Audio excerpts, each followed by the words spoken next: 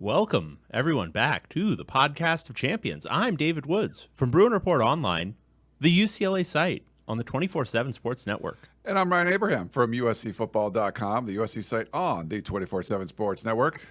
And together, we make the Podcast of Champions, talking all things Pac-12 football for at least a little while, because we don't know how long the Pac-12 is going to last. Doesn't seem like it's that long, but we appreciate you sticking with us. It's going to be an exciting Pac-12 college football season in 2023.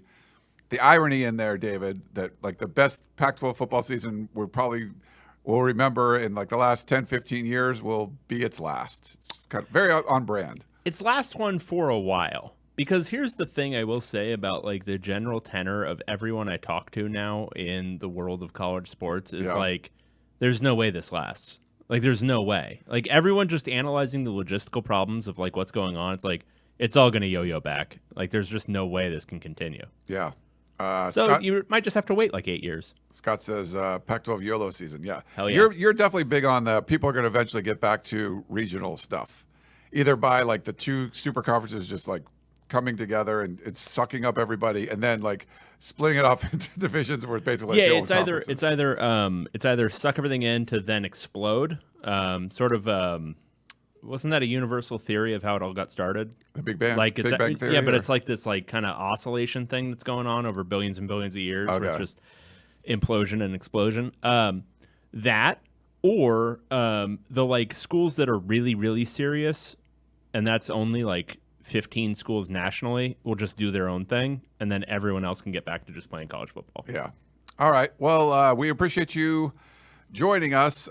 We are on all the different podcasting platforms, so thank you if you're listening there, and if you are on our YouTube channel. Been getting a lot of good feedback on the YouTube channel, so seeing our ugly mugs while we're I'll call it simulcasting. Dave doesn't call it that, but that's because that's not what it is. But we are broadcasting. Can we say broadcasting? Are we broadcasting live? I mean, sure. Simulcast, again, that's like Vin Scully recording on the radio at the same time that he's like on TV. He's in two different things simultaneously. Well, we are on the podcast, and can somebody download the podcast right now? No. So if I made the podcast live somewhere, if the audio was live, then you could properly call this a simulcast. Okay.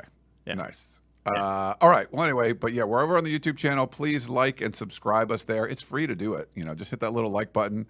The notification little bell, hit that if you want to be notified whenever we go live. We'll be doing it once a week going forward throughout the college football season. And we're going to continue with our previews. We have at least 5 of the 6 previews of the schools we didn't preview last week. We're working on that last one. Hopefully we'll be able to get that one in there in the queue and preview all of those schools. And then next week is going to be game previews, because it's going to be week 0. And you have USC playing that first week. And then you have Arizona State and Utah playing on Thursday, before week 1. So we're getting into games right away. We have to do all of our picks for the entire season. Mm-hmm. I downloaded the schedule that's like a grid on the Pac-12 channel or whatever, or the Pac-12 website. So I'm just going to use that. I used to go through and write all this stuff out. Like, it's our last season. I'm just going to like highlight the things that the teams I think are going to win. So I'm going to do it real easy this year, David. I don't know. You already picked yours, right? I'm already done, but I reserve the right to go in and adjust things as we go. Okay. Before, and it's going to be set in stone once we reveal our picks that week before the games. So we got to firm it up in the meantime. We have some new reviews. Have we gotten to that part of the we haven't done the intro, the whole intro yet, but you can call or text us at 424-532-0678. You can email us, pac12podcast.com, at gmail.com. I'm sorry. The website is pac12podcast.com. And then over on Reddit, I don't know if we even look at that anymore, but we probably don't. The Apple Podcasting app, though, is a great place to listen to the podcast. If you want to follow us there, super helps. It's like the most popular podcasting platform out there. And when you rate us with the 5 stars and talk trash to us, it's a lot of fun for you. It's fun for us. We get to read it on the air. We will read it if it's 5 stars and not too long. If it's, someone's writing Moby Dick in there, we're not going to read the whole thing. But we love to do those. And especially, the self-deprecating ones where just kind of just crush us. That's fine. As long as you leave us 5 stars, that's what we want. I will say this before I get to reading our 3 new reviews. I will say this. 3? If you want to write Moby Dick, it's got to be in like June. Okay. Yeah, if it's going to be like a long, completely irrelevant review, I will read it, but it's got to be like off season, like deep off season when we're trying to fill space. Yeah. All right, we got 3 new reviews. This is from Fitbit Returned, 5 stars. Outstanding. Found the pod in desperate search of more realignment content. Oh. When it was said there was some heavy bias on the USC LA schools, I was ready to be disappointed. Thankfully, this is a pretty fair assessment of all the schools. Excellent work, guys. Go Ducks. Hey, that's nice. What should we try? Look at that. We would usually like talk more trash about the programs we cover than prop them up or whatever. That's our David. Maybe a little bit of basketball, like if UCLA. Oh well, yeah. I'm a big UCLA basketball honk, but thankfully this isn't a basketball show. Yeah. Jim and Kent, 5-star review. Post Pac-12 ideas. Love your ideas for keeping the podcast going in the post Pac-12 era. A virtual Pac-12. Okay. Yeah. We're still kicking things around. We got to figure this out. We'll hopefully have something to reveal relatively soon. 5 stars from Trace J13. Love the pod. Next steps. I have thoroughly enjoyed the show. Thank you for all the work you've put into it over the years. I know the future of the pod is up in the air. My preference would be to continue the show following the same 12 teams in their new leagues. Thank you, and go Denny Killingham. All right. I may have read that last week already. That's okay. Thank you for those. We appreciate that. All the reviews are great. We're not even like bribing people with jockey gift cards or anything. No, we used to do that. If you are a new listener, we used to offer jockey gift cards for the best reviews, which is a great way to farm 5-star reviews. It was good. We got a lot of reviews. It was awesome. And we gave a bunch of gift cards away. Thanks to the folks at Jockey. I don't know, maybe we'll do some more during the season. I think Jockey is still associated with the Pac-12. Even if they're not, they can still be associated with us. Those people have been great. We love Jockey. We have lots of Jockey underwear and stuff now. I'm wearing Jockey underwear and I believe Jockey shorts. Nice. Yeah. But yeah, thanks to them. Any other kind of housekeeping stuff, David? Like the preview should be good. Waiting on yeah, I mean we're just one of them. Yeah, so we'll finish up the team previews today. So we're just gonna do kind of nuts and bolts and then quick projections on the season, and then next week we'll have our full season preview and a game preview, and then it'll be off to the races where we're gonna do a whole bunch of previews and reviews every single week. Yeah, a lot of fun. We'll keep track of all our stats and all that kind of stuff about how we do picks for the game. I believe my bookie's going to be back, so that's good. So I've talked to them, so we'll probably be doing some stuff with them. Last year, I had a lot of fun betting my picks. So it was good to do that. And I made a little money, which was nice. But you would have made more if you'd been betting whose picks? Maybe a little more. It depends. The confidence level would have been low, but I might have. Yeah. You wouldn't be willing to back my provably better picks with your money? For one season? Come on. Interesting. Yeah. So we'll be doing some of that, and it'll be a lot of fun. Like the game should be great, especially late in the season. Like, holy cow, there's so many good matchups. You got to give the Pac-12 credit for the way they created the schedule. It's going to be a lot of fun, and there's some fun early games too. I mean, like, yeah, USC San Jose State shouldn't be much of a good game. They get to see the Heisman Trophy winner in like week 0. That's not bad. I mean, Utah hosting Florida, like, come on, and then getting ASU, seeing what they're going to look like right out of the gate. I think we start off. It's going to be pretty strong. Colorado, that's must see TV the whole way. Like, I've already seen promotions for it on Fox for going to play at TCU. Now maybe it's a bloodbath, but still, like, there's going to be some really cool stuff early on, and I think it kind of whets your appetite, gets you into the season. And who knows? We think the top 6 teams or so are like the better ones, and then the bottom 6 ones. But if some of those bottom 6, last year it didn't happen a lot, where the bottom 6 kind of beat a top 6 team. But maybe it'll happen a little bit more this year. I don't know. We'll see. I mean, having like 5 ranked teams for a lot of the season should be a lot of fun. Like you get that little number by your name, and you get more attention. I think the Pac-12 quarterback play, those little numbers by the names, I think it's going to get a lot of attention. Yeah, I agree. And I would say my general read of the Pac-12 is that the top definitely is improved. Like the top 5-ish, 6-ish is, I think, again, the best it's been probably in 10 years. And the bottom, and I don't know if part of this is that they just don't feel as hopeless with, Herm Edwards and Carl Durrell no longer coaching, but it just doesn't feel as assy at the bottom. Like, David Shaw is gone, Herm Edwards is gone, Carl Durrell's gone. Like, guys who were really bringing down the league last year, and for Shaw, a long decline. For Durrell, kind of a historical tradition for him. But those guys are gone. There's a little bit more hope in those programs. So even if Stanford is bad, it's bad in a different way this year. Even if ASU is bad, it's bad in a different way this year. Yeah. And Colorado, I don't think anyone's expecting them to be awful. I think people are expecting maybe some surprising things from them. So even that back half, it feels like there's, at the very least, reason for fans to be excited and hopeful. And potentially, Arizona could climb into the top 6 this year. Yeah. There's potential for that. It kind of sucks because there's some teams you could see over the years would build up. Like, what would Colorado be 2 years from now or a year from now? What would Arizona State be? It's like, and Stanford even, like they needed a huge turnaround. I don't think it's going to happen this year, but it could have been year 2, year 3. Now you're not going to see that. Well, we don't know. But we were talking about those little numbers. By the way, Johnny says the best thing about Utah versus Florida is that Utah man and Florida man might be the most polar opposite people in the world. LOL. That's probably true. That's a good one. That is probably true. Speaking of those little numbers, though, the AP poll came out. 5 teams in the Pac-12 ranked. You got USC number 6. That's the same thing they were in the coaches poll. Washington number 10. They ended the season number 8, so they dropped actually a little bit in the AP poll. Utah ended the season number 10. They are number 14, so they dropped a few spots. Oregon comes in at number 15. They weren't ranked last year. And then Oregon State ended the season at 17. They're starting the season at 18. So pretty consistent top 20 team for the Beavs. But yeah, that's where kind of the teams are right now, David. Yeah, and that all seems right. I mean, again, I make this point all the time when these polls come out.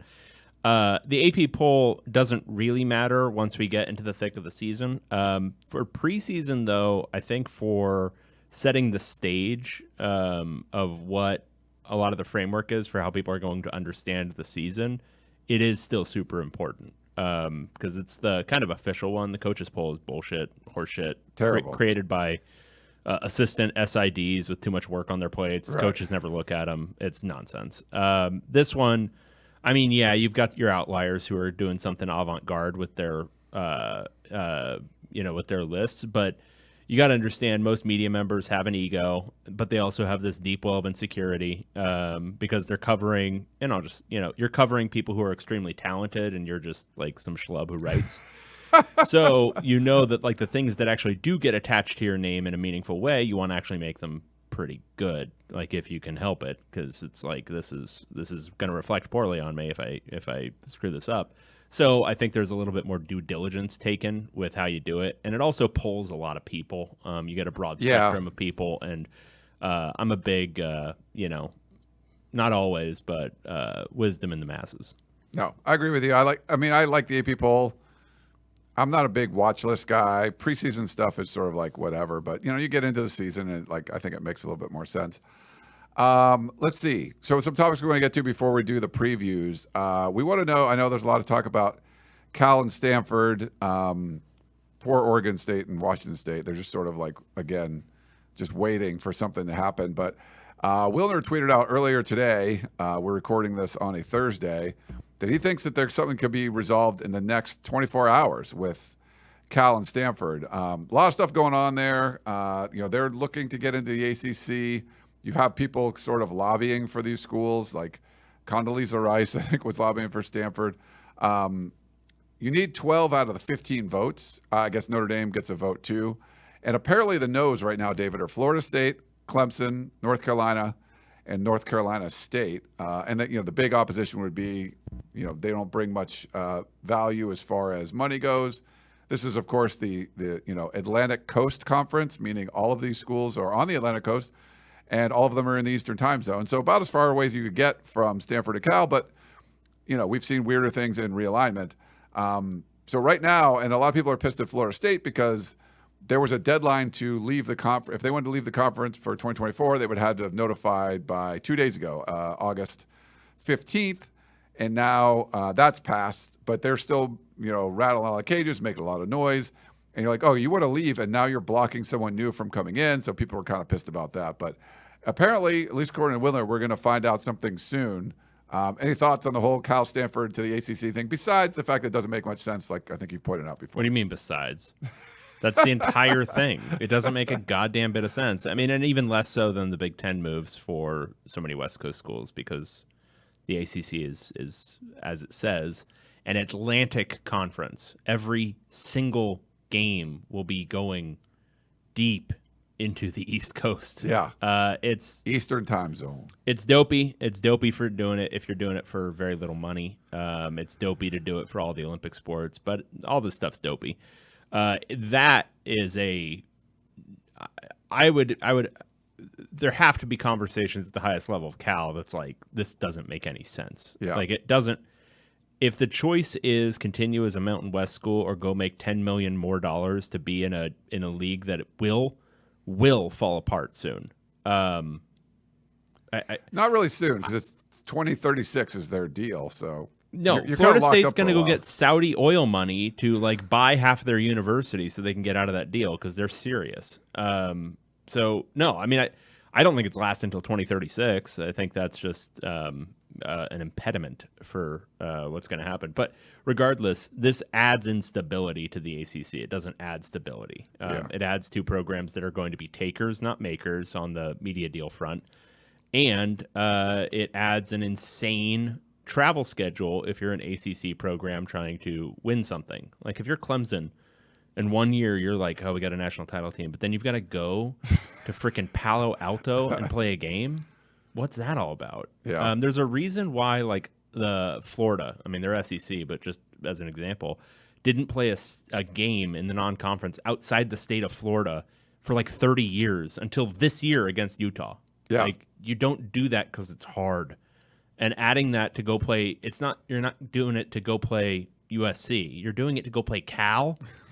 I don't know. I can see why Florida State might be a hard no on that, and why, schools of the Pulse might be a hard no on that for a variety of reasons. They want the league to be unstable as it is right now so they can get out of this quickly, but also for competitive reasons. What is the purpose of adding Stanford and Cal? Yeah, apparently SMU wants to join too, and they're like, their boosters are so rich, they're like, don't even pay us for like 5 years. Like there's some crazy stuff going on. People pushing behind the scenes with, high level power brokers in the country trying to make stuff happen. I think both schools would rather be in the Big Ten. And I think it would make sense for Oregon, Washington, USC, and UCLA to have Cal and Stanford in there. Less travel. You kind of have your West Coast pod. That would make the most sense. Sorry. That would make more sense. The thing that would make the most sense is that none of this happened. Right, but it's happening. But if we're in the land of make-believe, if we're in the land of nonsense, which apparently we're in the land of reality. We're all agreeing. We're all agreeing that that's what this is. The land of nonsense is now the land of reality. Then yes, the Big Ten is the better solution. And then the only other solution that should really be considered is either reform the Pac-12 and get other schools into it, which I think probably a non-starter with the way they're talking about it. The AAC, again, doesn't make sense. It does not make sense. No. It's going to cost those schools so much money to do that. But if that doesn't make sense, Mountain West. Yeah, and Wilner had a story about like what the Pac-12 is kind of worth, and we've talked about this before. Sort of like if you took a company public and it failed and you went, you go bankrupt or whatever, there's still some value there. Just but the stock ticker you have, like there's some value in like the shell that's left over. There's all honestly, these, like, I found that story more depressing than any part of any of this. It was like, yeah, you can scrounge some stuff out of the dumpster. In the bottom of the dumpster, there's some cash that you can maybe pick up. It is millions of dollars though. Because it was like, you can sell this metal. Like if you find copper wiring in the trash, you can go sell it for a premium. Like it is like selling the copper wiring out of your office building. Like we had this thriving company that we like produced whatever widgets out the ass, and then all of a sudden everyone left. There's no more widgets being produced, but we had a lot of copper in the walls. Let's get that. Yeah, no, that's what it is. And it's like, yeah, okay, a one-time influx of cash to do what? Like to build a conference that's significantly worse. That you're going to have like media deals that range from like single figures to like low double digits for your schools. And like maybe that's the model that all of this should probably take at some point. At some level, it's all the schools that are unserious should just drop down to whatever that level is going to be, and they'll be pioneers in that space. But man, reading about how they can scrounge cash out of money that other schools have made, like literally not even like by virtue of being in the LA market, USC and UCLA are valuable. No.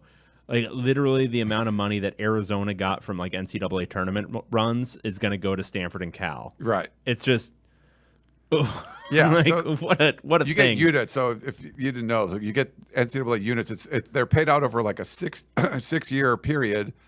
And the Pac-12 got a couple years ago. And so when that happens, there's none for the COVID year, but there were a couple good years of Pac-12 tournament runs.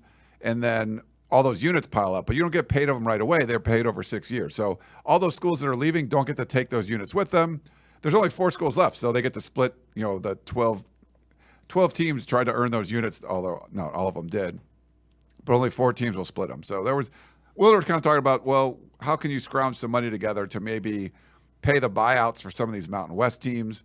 Because there is still value in just the Pac-12 itself. Instead of those teams like joining the Mountain West, it'd be better if it goes the other way around, but then you'd probably have to kill the Mountain West because all of those exit fees, I don't think anyone could afford all that. So crazy stuff.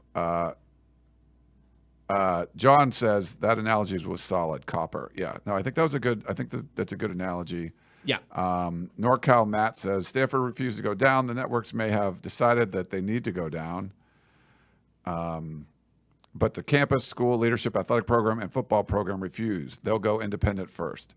Yeah, I don't think Stanford wants to join the Mountain West or anything. So it would sort of have to be the other way around. I don't think Cal does either, but it's kind of crazy. There was some other stuff. I mean, sorry, earmuffs, Mountain West. Nobody wants to join your league. That's not nice. San Diego State wanted to get out of it. They were trying to. They wanted to get out of it to jump onto a sinking ship. That's how bad they wanted out of the Mountain West. Yeah. It is kind of crazy just what San Diego State, like they looked like they were in a good spot and like, nope. A few notes from around just kind of on this realignment stuff. I know we want to get into the previews. John Canzano had Scott Barnes, the athletic director from Oregon State, on, and he had some interesting things to say. I don't know if you heard the clip, but he said basically that the deal was done, I think on like Tuesday or something. And whatever happened, I mean, it fell apart, obviously. But he said that some of the other programs that left, they're probably going to end up having buyer's remorse. They took them a little while to get used to this like streaming, idea, but they felt like they could really make it work. At least that was the talk in the room. That linear is not the future, streaming is. So you kind of go early, and then but they felt like it was going to make it work. So it seemed like it was kumbaya in the room, and he was pretty pissed talking about. I don't know if he was directing it directly at like Oregon and Washington, but it might have been that. He kind of took a shot at Colorado. He's like, even when Colorado left, we were going to get better. He didn't say they were going to add San Diego State, but he said they were going to add a program that would have made us better, which the Pac-12 should have done. Like they waited. It was stupid. Once Colorado decided to leave.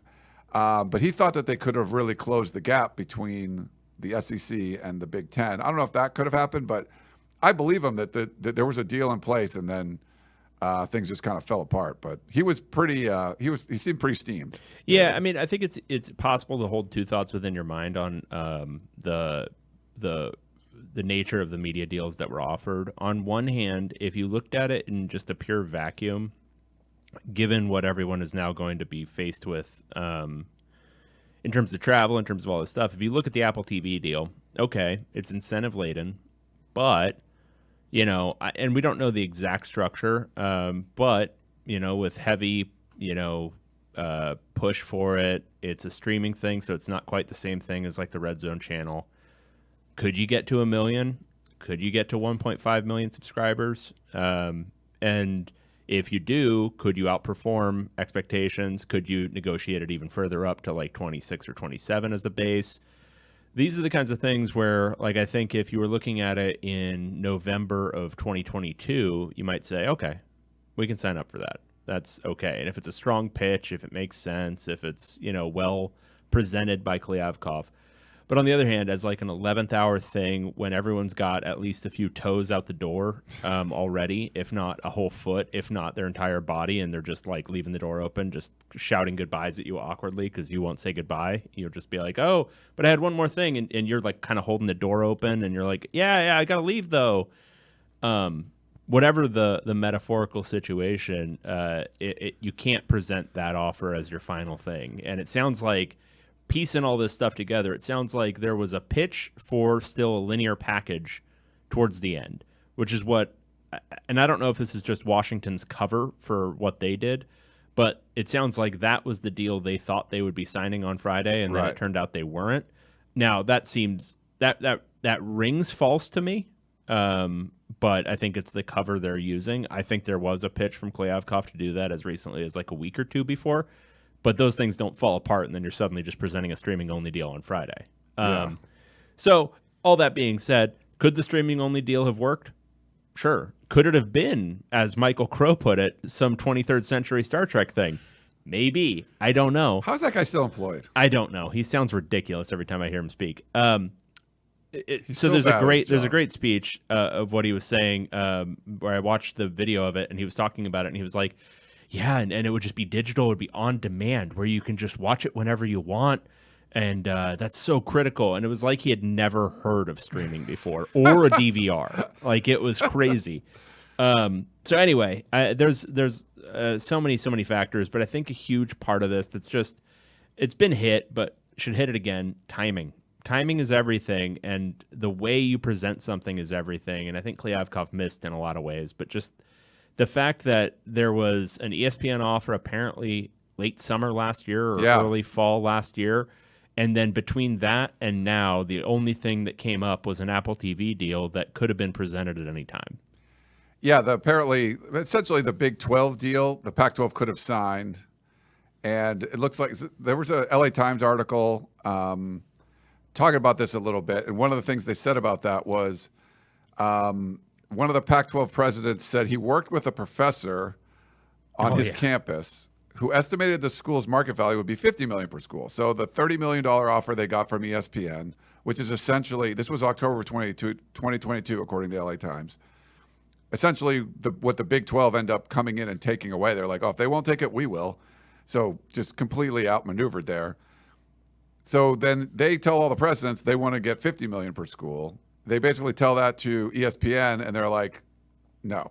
And when you start, if you're like negotiating and you start at some ridiculously high level, it doesn't look like you're serious. And I think that, at that point, you probably missed that from Klyavkov, just like backing away and waiting. Like, you needed to do something to make this happen, because once you screwed that up, then it'll allow the Big 12 to jump you in line and then take away. I don't think you realized there was just limited linear capacity out there, and the Big 12 said, I will take it, and then move on, So I thought that was kind of interesting. I know there's other parts of the story you want to talk about, but that was kind of interesting. That was one of the presidents, there was like, no, we want to stick for $50 million, and then there's like, nah. So big thing that comes across in the LA Times piece, which I really think everybody should give a read to. Brady McCullough did a great job.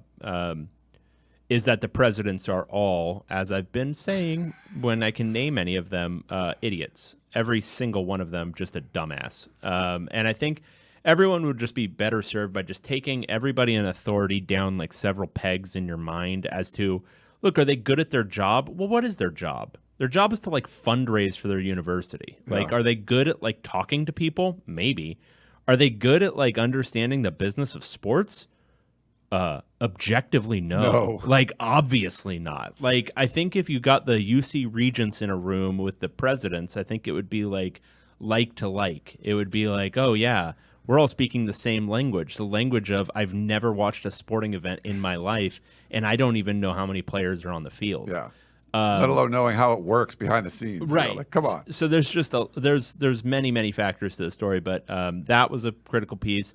I would say there is a little bit just kind of with the Big 12 and their kind of position on realignment, I still sniff a little bit of collusion here. Like, oh, the Big 12 just knew to jump the line and go get that deal right then at the same time that they were that offer was being presented to the Pac-12 and, not taking things in their proper order? Or was ESPN like, hey, yeah, no, come over here, you do that, and that way we're screwing over one of you leagues, so which one's going to jump first?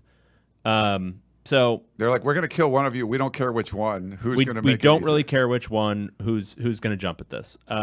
So whatever. It doesn't really matter. The thing I thought was most interesting, which I think some people are reading it one way and some people are reading it the other, is that Kliavkoff spent a whole shitload of time, as he was saying publicly, but as was the reality behind the scenes, trying to block UCLA from going to the Big Ten. And the story details, and again, read it, the story details that he received a number from the UC Regents at the level at which they would block the deal. $52 million a year for UCLA. This is nonsense on several levels. One, at $52 million, guess what? The Regents wouldn't have needed to block the deal because there would have been no deal, because UCLA would have been like, yeah, of course I'm signing up for $52 million a year. To stay in the West Coast. It's not like I want to go play games in like Bloomington. Are you out of your mind? So that, two, that level of unequal revenue sharing was a non-starter from the jump with all of the other schools in the Pac-12. It's one thing for USC to ask for unequal revenue, and you could see maybe some other schools in the league saying, all right, we'll give them an extra $10 million a year. But if it's only UCLA left, you think Oregon is ever going to sign up to give them more money? And that's just, again, going back to the critique of Kliavkoff, newcomer, didn't understand the landscape, didn't understand the politics of these schools, didn't understand how the dynamics work. If he ever thought he could get that over on the Pac-12 schools, like if he ever thought he could get over, oh yeah, $52 million to UCLA and you're still going to get your 30 or whatever, he's crazy. Like that just was never going to happen. And three, if it was ever going to happen, it wasn't going to be through the Regents. You wouldn't have needed to negotiate through the Regents at all. If you just told UCLA, what's the number that will keep you? And they said $52 million, then you can say to the other schools, okay, they'll just not do this. And we also have to come up with their exit fee. Yeah. But there was also an exit fee. It wasn't just a $52 million. It was a one-time $15 million fee to get out of the Big Ten deal. So anyway, a lot of stupidity. End result, this was never a serious thing. It was presented as a serious thing in this story, but on its face, it's ridiculous. There was never going to be a $52 million deal for UCLA. Therefore, the Regents were never going to block the deal. Therefore, George Kliavkoff wasted a whole shitload of time doing this. To me, that's desperation. And I think the root cause of all this is denial. We talked about when George Kliavkoff came in, and I think it's very similar. I mean, even with Larry Scott, when he first came in, there was just stuff that Tom Hansen did that were just, this is archaic, like just modernized things. There was low-hanging fruit that you could fix. And he got close to making a big home run. Archaic, like having his offices in Walnut Creek instead of, downtown San Francisco. That wasn't fixed, but he did fix some stuff.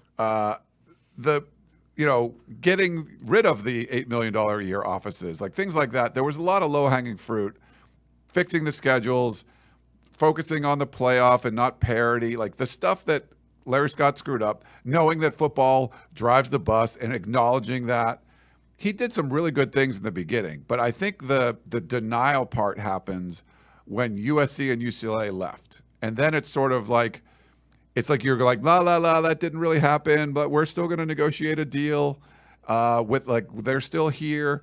Oh, we can stop UCLA from going with the Regents. We'll do that.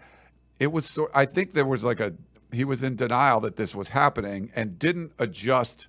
You have to, the range was changing. You have to adjust your sights here. Like, okay, we can't get what we were going to get before. We are not going to be the number 3 Power 5 league without USC and UCLA, unless we can go out and get some big brands. But that's already happened. We're sort of like the last one at the table here.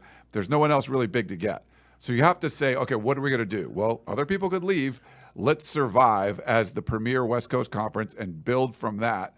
And I don't think he ever adjusted to that. He just was in denial that USC and UCLA were gone and never changed his. I mean, he had these goals. And then once those two schools leave, you have to lower your goals. Like, you have to lower your expectations. Like, you're out in the dating pool and you're like, everything's great. And then, like, you lose all your hair. Like, okay, well, maybe I'm not going to get the same kind of level of person that I was going to get before. Like, you have to readjust your expectations. I don't think he did.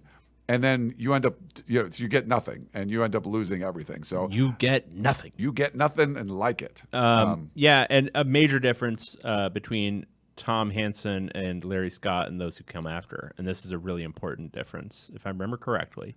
Okay. In March of 2004, my first story for the Daily Bruin. Yes. I was writing about the adoption of instant replay in the Big Ten and whether the Pac-10 would similarly adopt them. And I believe, I could be wrong, but I believe I got Tom Hansen on the phone within like 20 minutes. Wow. At the Daily Bruin. And he was like, no, we're not doing that. And was like totally dismissive of the entire idea of instant replay, which is totally on brand for the then Pac-10. Yeah. But I was able to get that dude on the phone as a student reporter in those days. That was not that long ago. That was early 2000s, and the Pac-10 was still operating, where like you could get the commissioner on a phone call with like little trouble. Yeah, Larry Scott wouldn't talk to people that worked there, let alone he would. The funny thing was that he wouldn't talk to athletic directors. He would only talk to presidents, and the guys that didn't know much about sports, he could like win them over, and the athletic directors like saw through the bullshit, but he wouldn't even talk to them. So yeah, crazy stuff. I miss Tom Hansen. That's all I'm saying. One other quick thing. Jason Scheer said, this was kind of interesting. He wrote an article like kind of on some of the propaganda and everything. If you remember towards the end, I made a prediction on Twitter, and I said, I think Arizona is going to be the only other team to leave. And so Colorado already left. And I think the rest of the league might stay. And it looked like it potentially could have happened, but then we heard from Michael Crow again, who was saying that they were joined at the hip and they were never going to, split up or whatever. Apparently that was just more bullshit to make him look better. But Scheer was saying that Arizona definitely was willing to leave. They had applied for membership before those other schools, so they were out ahead of the curve. So that possibility of them being the only team to leave, I think, was still out there. But they could have left, and they were willing to leave without Arizona State and Utah. But apparently Michael Crow was doing that to kind of put pressure on them to stay. So I thought that was kind of an interesting tidbit. Yeah. I mean, I think it certainly sounds as if Robin Roberts was definitely more willing to go than the dumbass Michael Crow, which kind of adheres to everything we've seen so far. By the way, we just got our 6th preview, so I will download that while we're doing our other previews. But should we get into the previews? We should get into the previews. Let's start previewing some schools. Let's talk some actual goddamn pigskin. Talk some pigskin. Let's see. Where do you want to go first? Oh, God, choose your fighter, man. Let's go with Washington State Cougars. Are you excited about them? Can we do the Washington State Cougars? I mean, it's the time of hope. So let's go with the Cougar sound. All right, let's do some Washington State preview. This is Jamie Vinnick with CougFan.com previewing the Washington State football 2023 season. Cougars are looking to build off the year in which they won 7 games and made it to a bowl, but obviously fell short in a number of games, including any game against a ranked team or a team with significantly more talent and higher recruits. Washington State does bring back a lot of their offense. Cam Ward at quarterback, Nikhil Watson at running back, to name a couple. They do lose a handful of receivers, but the overall field, there's probably an upgrade there. Josh Kelly from Fresno State, Kyle Williams from UNLV, Isaiah Hamilton from San Jose State, all 3 Mountain West transfers, and then a JUCO transfer, DT Sheffield from Northwest Mississippi Community College, a guy with incredible speed. They do bring back Lincoln Victor to that room, and add a really talented freshman in Carlos Hernandez, who came in the spring, really impressed, and will likely be in the rotation to some degree. The offensive line's in a bit of an interesting spot as I'm leaving this message on Thursday, August 17th. Fa'alili Fa'amoe, the expected right tackle, has not practiced over the last week and a half. The hope is he'll be back for the game, but in the interim, there's been a lot of shuffling along the line. Connor Domness is safe at center. And then as of late, it has been Etapole at left tackle, Brock Dew at right guard. The left guard has been Maake Fafita, and it's been Christian Condu at right tackle. They are just getting Christian Hilborn back from an injury, so he might be rotating back in soon. But that position is still up for grabs in a lot of ways. Defensively, the defensive line is pretty much set with Ron Stone and Brennan Jackson at edge, David Gusta and Nusi Milani at defensive tackle, and there's a lot of depth at those positions as well. Wazoo can go about 6 deep at edge with Quinn Roth, Lawrence Valatea, Ray Stevenson, and Andrew Edson, and also have a young freshman named Isaac Terrell who's at a big camp. At defensive tackle, there's more depth than there was last year. Ansel Dinba is another freshman who's been impressive, and they have Naeem Rodman, a transfer from Colorado, also a former offensive lineman, Jernias Thapia, who has had a good camp. Linebackers seem to be pretty much set with Devin Richardson and Kyle Thornton expected to start, but the rotation behind them is still a little unclear. Amon McCullough has missed some time with injury, but walk-on Josh Erling has had a good last couple weeks, and Tariq Al-Uqda looks like he's going to be a big factor. The one big position battle still remaining is at nickel. It's been Kevin Gushkin and Jackson Latamua doing battle. The feeling right now is it's probably going to be a split rep between those two guys when the season comes around. But how they will end up splitting those reps, that part is still unclear. Quarterback Shaw Smith-Wade and Cam Lankin. Smith-Wade, one of the best corners in the country. He will be set to start in 2023 and draw the toughest matchup. Cam Lankin replacing Derek Langford as the number 2 corner. In the secondary, Sam Lockett's got a broken hand, but has been practicing with a club, so he will be the starting free safety with Jaden Hicks at strong safety. The way that's so we have 3 minutes voicemails. So I think a lot of the ones the previews have sort of run into that a little bit. So they sort of end. He got through the units though. He got through most everything. Yeah. Good stuff there though. That was great stuff. Really detailed. I wasn't encouraged by what I was hearing about the offensive line because if you remember watching Washington State last year, you kind of pick choose your fighter as to why the offense didn't ever really get going. A lot of it was the offensive line, and some of it was Cam Ward. And so don't love hearing that the offensive line is still kind of a work in progress at this point. Normal if you're, integrating some new pieces and there's guys with injuries, but it's still, if you were a Washington State fan, you're thinking, what's the one thing I really want to see out of this team? Offensive line. Because if you get a good offensive line, maybe you see a lot different Cam Ward. Who knows? With a little bit more development, with time and experience, and then also with a little bit more security back there. So that was interesting. Replacing all those receivers with, it sounds like a good amount of solid transfers is good. Linebacker core, I know they lost a lot of good pieces, Dan Henley, to the NFL draft, but replaced them with a bunch of transfers too. So I think defensively they'll probably be pretty similar, maybe a little bit better than last year. It's just that offense. Is it going to actually be significantly improved from where it was last year when it felt like kind of the critique I'd had for the Washington offense in the later years, the Jimmy Lake years particularly, where it felt so hard to get like 4 yards.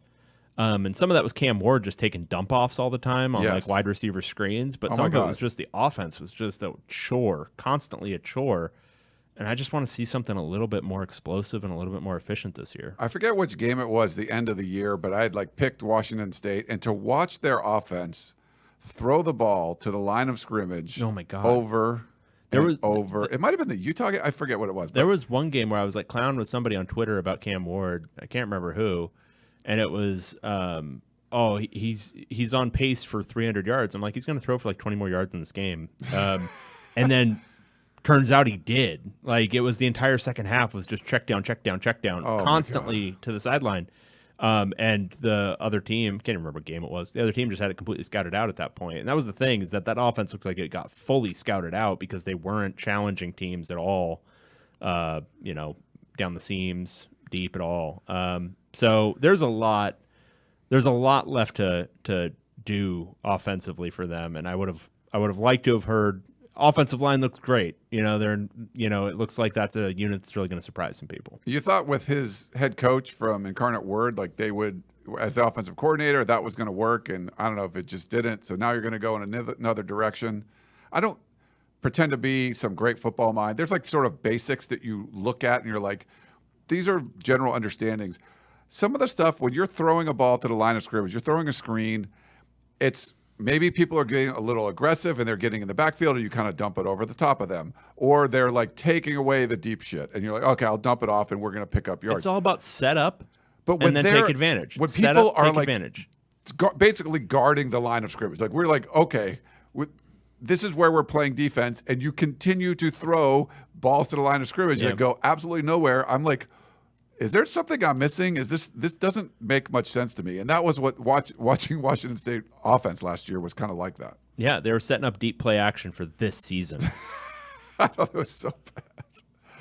All right, let's go to why don't we? Hang on. Let's do a little schedule. So they got Wisconsin at home, right? Yeah, they have Wisconsin at home. So last year, if you remember, they beat Wisconsin on the road. And this is the first time again that a major Power 5 university is coming to Pullman in the non-conference in forever, like almost literally forever. So that's going to be really, really exciting. I think that's a game to like circle. If your team isn't playing at the same time, that might just be kind of a crazy environment. Yeah. It'd be kind of a fun one to watch on TV. Even like Colorado State on the road to open. Like you don't want to start on the road, right, to open, but no, not ideal. I don't know. I don't think Colorado State's expected to be very good this year. Yeah. So that one should be a win.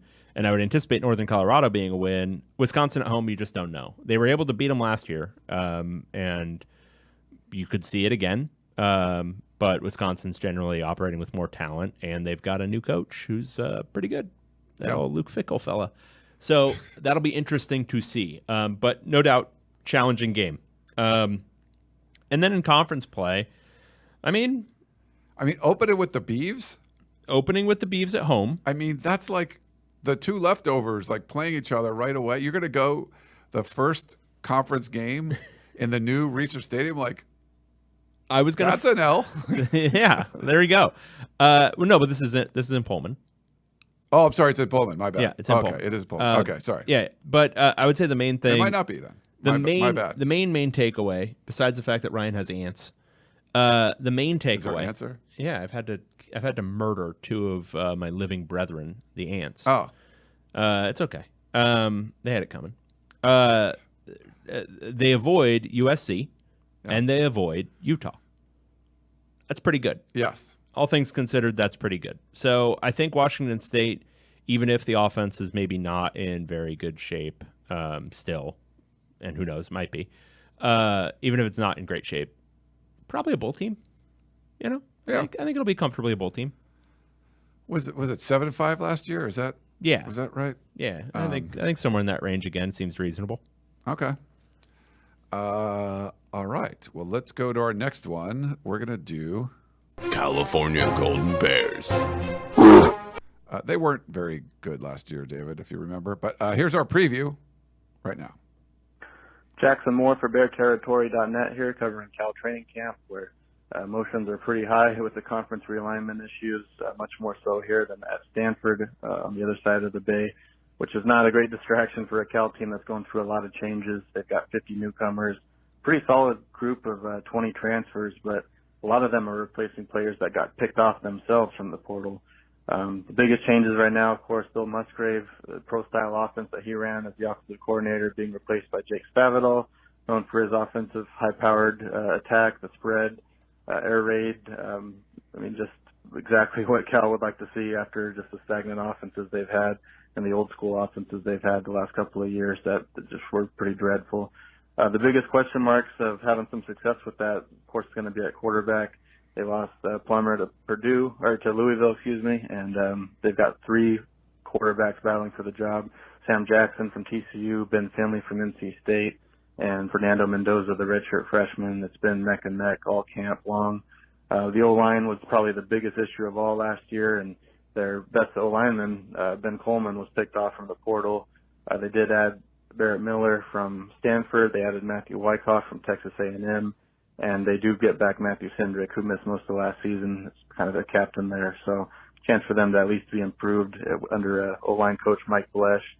And then the defense is just kind of a general question mark. They just haven't been the great defenses that Tim DeRuyter instilled early in the Wilcox era. It's just been kind of average as of late and not what Justin Wilcox needs. So we'll see if they can get over the hump this year. What needs to happen for this team to have a successful run? They need Sam Jackson, the quarterback from TCU, to reach his potential right away. He does things at practice that are the most athletic plays I've seen or I've ever covered at the quarterback position, but he's got a lot of turnovers, a lot of just really head-scratching throws, and kind of negates the good things he does. It feels like he's reined it in a little bit in camp here late, so if he's as good as he can be, it could be a big difference for Cal. And they also need some defensive star power. That's been another part that hasn't quite clicked for this defense. They got Jackson Sermon, but can some of these newcomers fill some voids? Noel Williams from UNLV has been terrific at cornerback. Patrick McMorris was a star at San Diego State, and Brett Johnson is back again after back-to-back season-ending injuries in the last 2 off seasons. So we'll see if they can get him over the hump.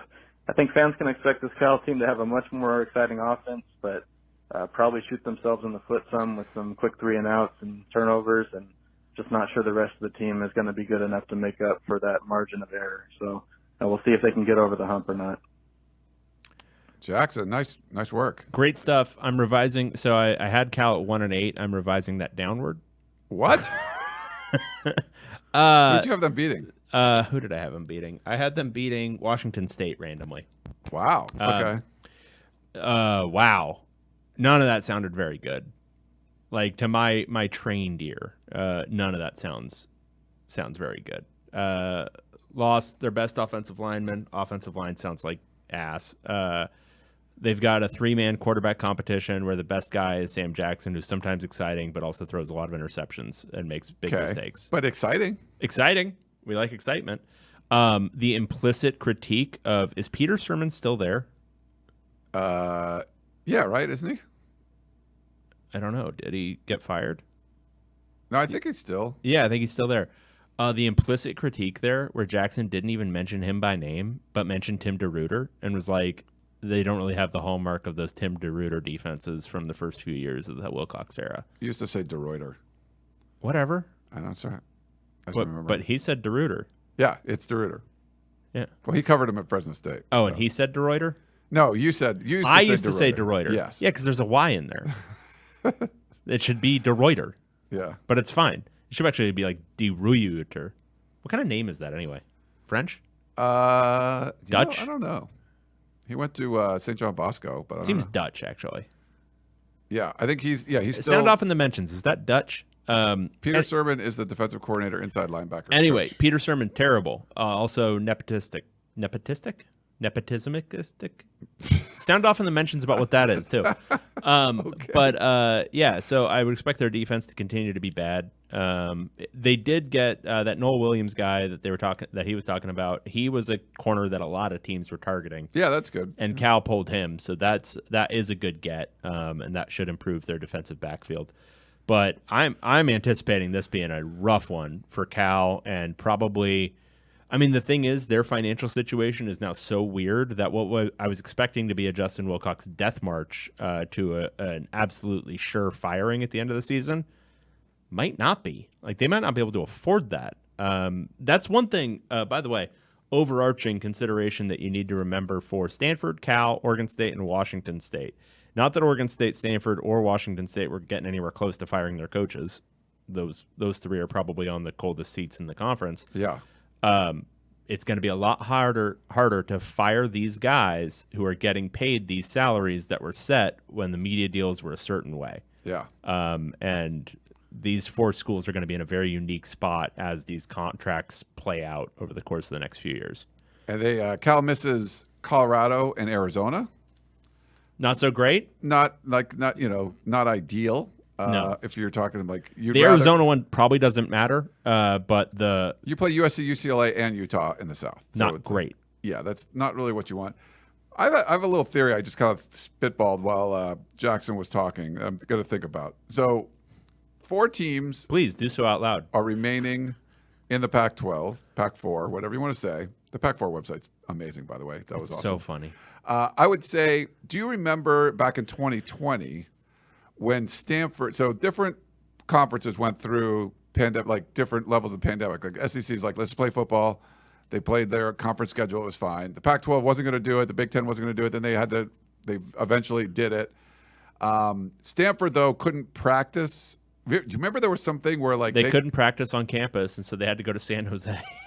No, I think they went to, didn't they go to like somewhere up north? Like what are these pot places? I forget what it was. But Humboldt? I don't know. Humboldt. I think it was like Humboldt or something like that. Or maybe San Jose State went up there. But it was some kind of distracting thing like that.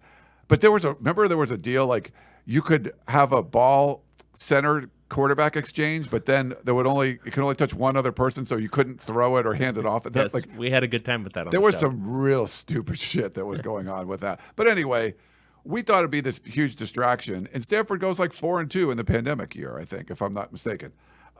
They actually played pretty well.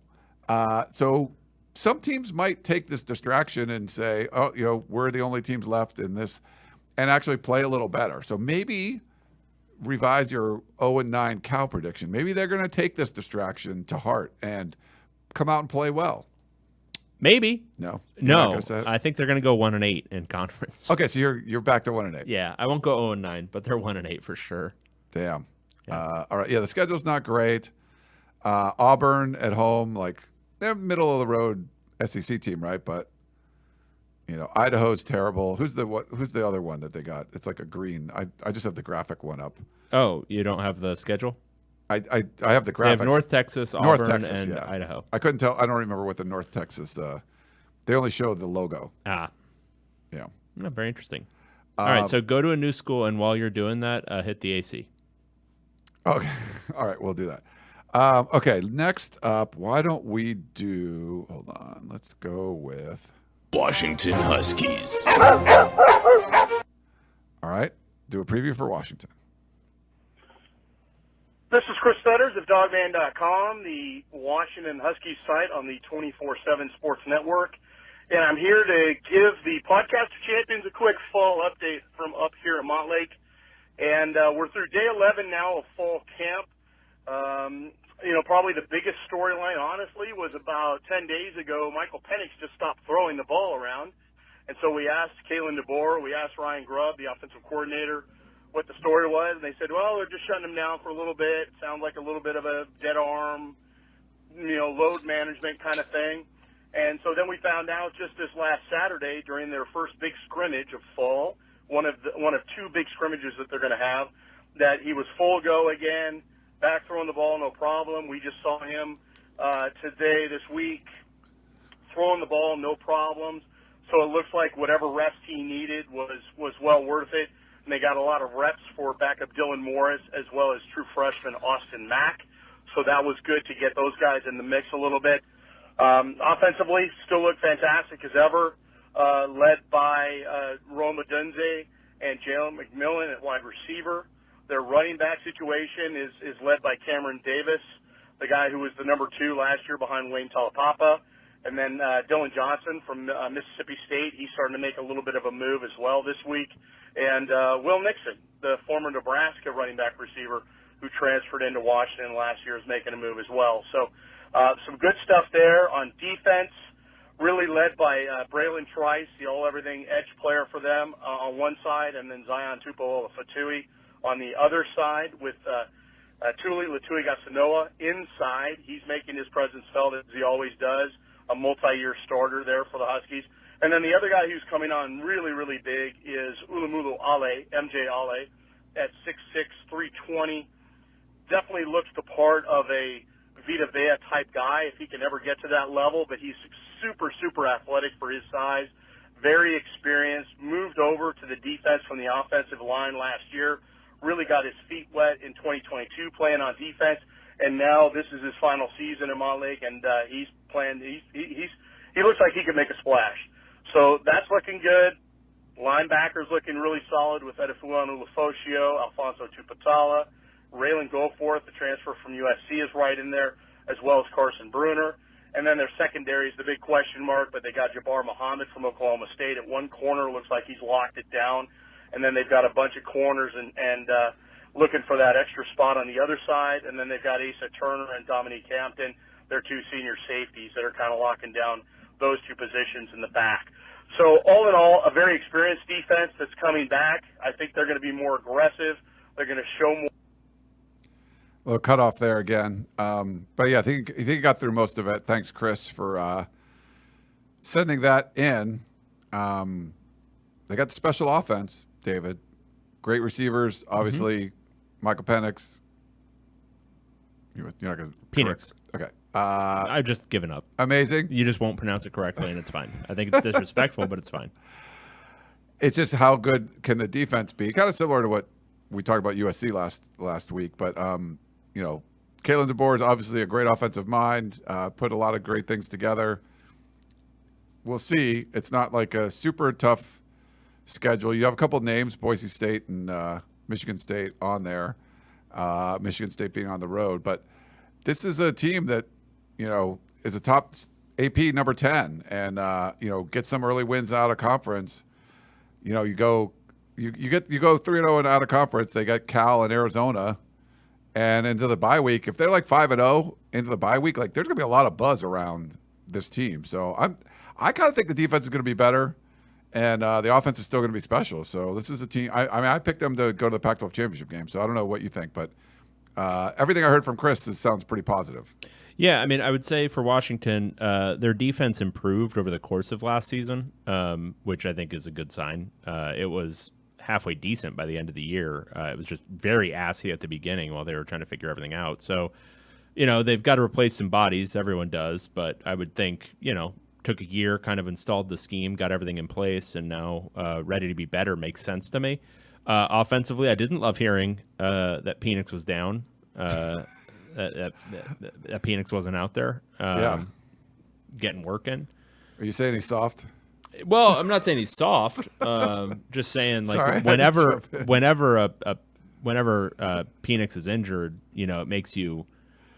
I mean, it just makes me uncomfortable, right? That doesn't make me feel good about what I'm going to be doing and watching this season. So, I guess my point is, it's good to hear that he's back. And then he could take a little break. It's fine. And then offensive line.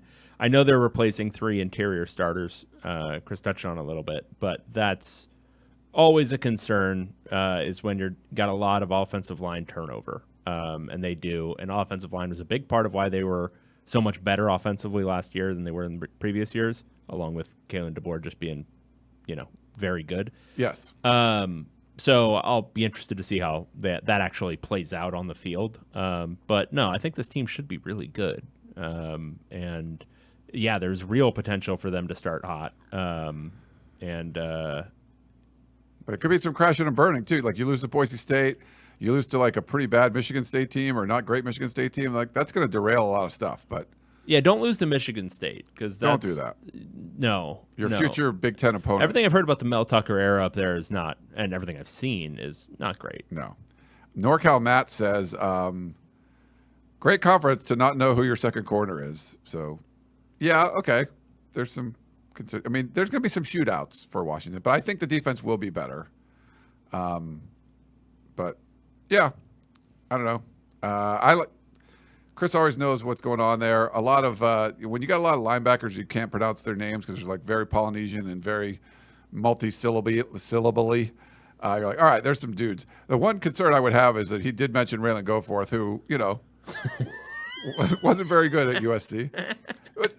That's what's kind of funny when you have transfers in the conference. So mine is whenever I hear Jason talk about Tyler Manoa, because I'm like, wow, that guy was like what I thought of when I thought replacement level player. Yeah. Like just you stick him in there and he performs at like a 0, not a negative, not a positive, just a 0, just zeroed out at all times, no matter where he's playing. And then they're talking about him like he's a top 20 player for them. And it's like, wow, okay. Yeah. Maybe he developed a lot. I don't know. I think Goforth is probably in that category. I like him. I mean, I like the kid. He just wasn't, all that effective. The USC's linebacker play was bad. Maybe it wasn't a lot of his fault, whatever. And when you hear, though, like someone transfers in, like I think it's you can look at the USC bringing in like those 3 Arizona dudes and all 3 of them might end up starting. I mean, you could be like, that's pretty good, but it also could be, that's pretty bad if you got like 3 Arizona guys starting for you. But, Dorian Singer was number 2 in the conference in receiving. So it's like, okay, like that's fine. Somebody from the Arizona offense starting from you is fine. 2 defensive players. I don't know about that one. Yeah. Well, it's funny. Christian Roland-Wallace, you look at the dude up close, and he looks like a linebacker. His arms are like my thighs. You're like, you're a cornerback? Like, I wouldn't want to mess with this dude. And then Keon Bart seems like a great kid. He's more the defensive tackle. That maybe he was just kind of an okay player, but USC's had bad defensive line play. So it's tough to get linemen out of the portal that are effective. So you just never know. But yeah, you can take it with like well, is that bad that USC could rely on like 3 Arizona starters? Whatever. But yeah, But when you hear a name like, oh, I covered that guy, I'm like, I don't think he's not like a difference maker, like. But sometimes you just need to fill a hole. Like you need a body, and Raylan Goforth being a backup linebacker, okay, that's fine. You can roll with that. But if he's starting for you, that's probably not great. No, probably not great for your contending chances. Nope. Okay, well we'll stick up with the Big Ten teams up there. Oregon Ducks. So our buddy Matt Preem not only got cut off, but called back. I respect that. He also doesn't quite understand how the voicemails work. He's like we're going to edit these or something because he gives us a little countdown in there. But that's okay. We'll give him a break on this one, and I'll play them both for you back to back. Here you go. This is Matt Preem for Duck Territory. 3, 2, 1. Going into the final season of the Pac-12 as we know it, the Oregon Ducks carry a loaded roster headlined by Bo Nix, who has a Heisman campaign with a recent poster put in New York City. The offense should be loaded with star running backs Bucky Irving and Noah Winnington back for another season. Troy Franklin, Chris Hudson headline Oregon's receiver group that have also added multiple transfers from Power 5 and Group of 5 schools, headlined by Ted Johnson from Troy, who should instantly impact Oregon's ability to go over the top. The offensive line, though, is a big question for the Oregon Ducks. 4 starters are gone from last year's unit, which was spectacular. Stephen Jones, a 6-year senior, has started across the offensive line at multiple spots, returns to headline the group as the team's ultimate veteran. But the Ducks went to the transfer portal, added multiple players who started at previous schools like Texas, East Carolina, to its mix to make things interesting from a competition standpoint, as they've also recruited the position really heavily the last few years. Jackson Powers Johnson is assumed starter at center and should be the headliner of the offensive line group. Josh Connolly Jr. enters his sophomore season, a 5-star offensive lineman from a few years ago out of the Seattle area, is ready to step up and should be the team's starting left tackle, but that's an uncertainty still for right now. So defensively, the Oregon Ducks are loaded once again. In the secondary, Evan Williams comes in from Fresno State, replaces his brother Bennett Williams at the safety position. Tysheem Johnson comes from Ole Miss, where he was an all-conference player. Dante Manning, Triquez Bridges are 2 corners the Ducks have used as starters the last couple of seasons. They are back. But Christian Gonzalez, off the NFL first-round draft pick, is a big piece to replace in the secondary for Oregon. Up front, the Ducks bring a lot of talent back. Popo Amave is healthy after missing last season. Jordan Birch, a former 5-star transfer from South Carolina, has joined the mix. Noah Sewell is gone at linebacker. Jeffrey Bossa steps into the leadership role. Justin Jacobs, a starter at Iowa, has now landed at Oregon. The Ducks have loaded the position with a bunch of transfers that added a high-level recruit here and there along the front 7. But questions remain whether they can generate a pass rush, which was the worst it's been in a long time for the Oregon Ducks. They had the lowest sack total since 1986 last season. That number needs to drastically improve if the Duck defense takes a big step next season. Through it all, though, the expectation should be that Oregon competes for and potentially wins the Pac-12 championship. The schedule sets up nicely. They get USC at home. They do have to go. All right, so we have a little cutoff there, but he has part 2. So we're going to continue this with Matt Preem. This is Matt Preem again. The schedule does set up for the Ducks to make a run. They have USC at home. They have Oregon State at home. They do have to go to play at Washington. They do have to play at Utah. But things are set up for them to be at least in the Pac-12 championship game, and that should be the expectation for the Oregon Duck football program. Now, that's the same expectation for USC, for Utah, for Washington, and you even could say the same for Oregon State. So that's what's going to make this league challenging, is that there's 3 or 4 or 5 teams who honestly have a legit chance to say we should be in Vegas 1 win away from winning the conference championship, which could make a lot of programs and their fan bases, Oregon included, a little disappointed if they don't get to Vegas for the Pac-12 championship game. Through it all, though, 10-win season, compete for the Pac-12 championship, You do those things, you put yourself in the discussion in November for the college football playoff, and that's all you can ask for if you're the Oregon Ducks. All right, good stuff from Matt. Great stuff. I want to address one thing. Yes. So the Bo Nix Heisman campaign. Before we get into like the nitty-gritty. Oh, they did so remember Joey Harrington like 20 years ago? They did the like billboard. So I didn't remember that, and I don't care. My point is, it's really cool. Like they bought billboard, not even a billboard. They bought the side of a building in New York. Painted the side of a building. And it's a big bodacious. It's really ostentatious and ridiculous, but it's awesome. Like they've got this cool thing. And, the general consensus throughout, everyone talking about it on Twitter was like, oh, that's awesome. Except if you're like a Oregon hater and, respect. We all love hate. We might have a few. Yeah. But, if you're not an Oregon hater, yeah, it's really cool. And then I got like Stuart Mandel again, like just coming in with like, I don't know what it is this year, but just like the worst possible take where he's like, oh, they should have just done a hype video. I'm like, how many friggin' hype videos do you see on a daily basis that you just ignore? Like, just constantly ignore. I'm going to sit here and watch a 2-minute video, or I'm going to remark on a picture of a billboard and be like, wow, that's really cool. Right? Yeah, what are we doing here? I don't get that one. Like, it's sort of like been on brand for Oregon to do this. Like they've done this before, and I don't know. Yeah, it's very cool. I like what they're doing. So, anyway, will Bo Nix win the Heisman? Almost certainly not. No.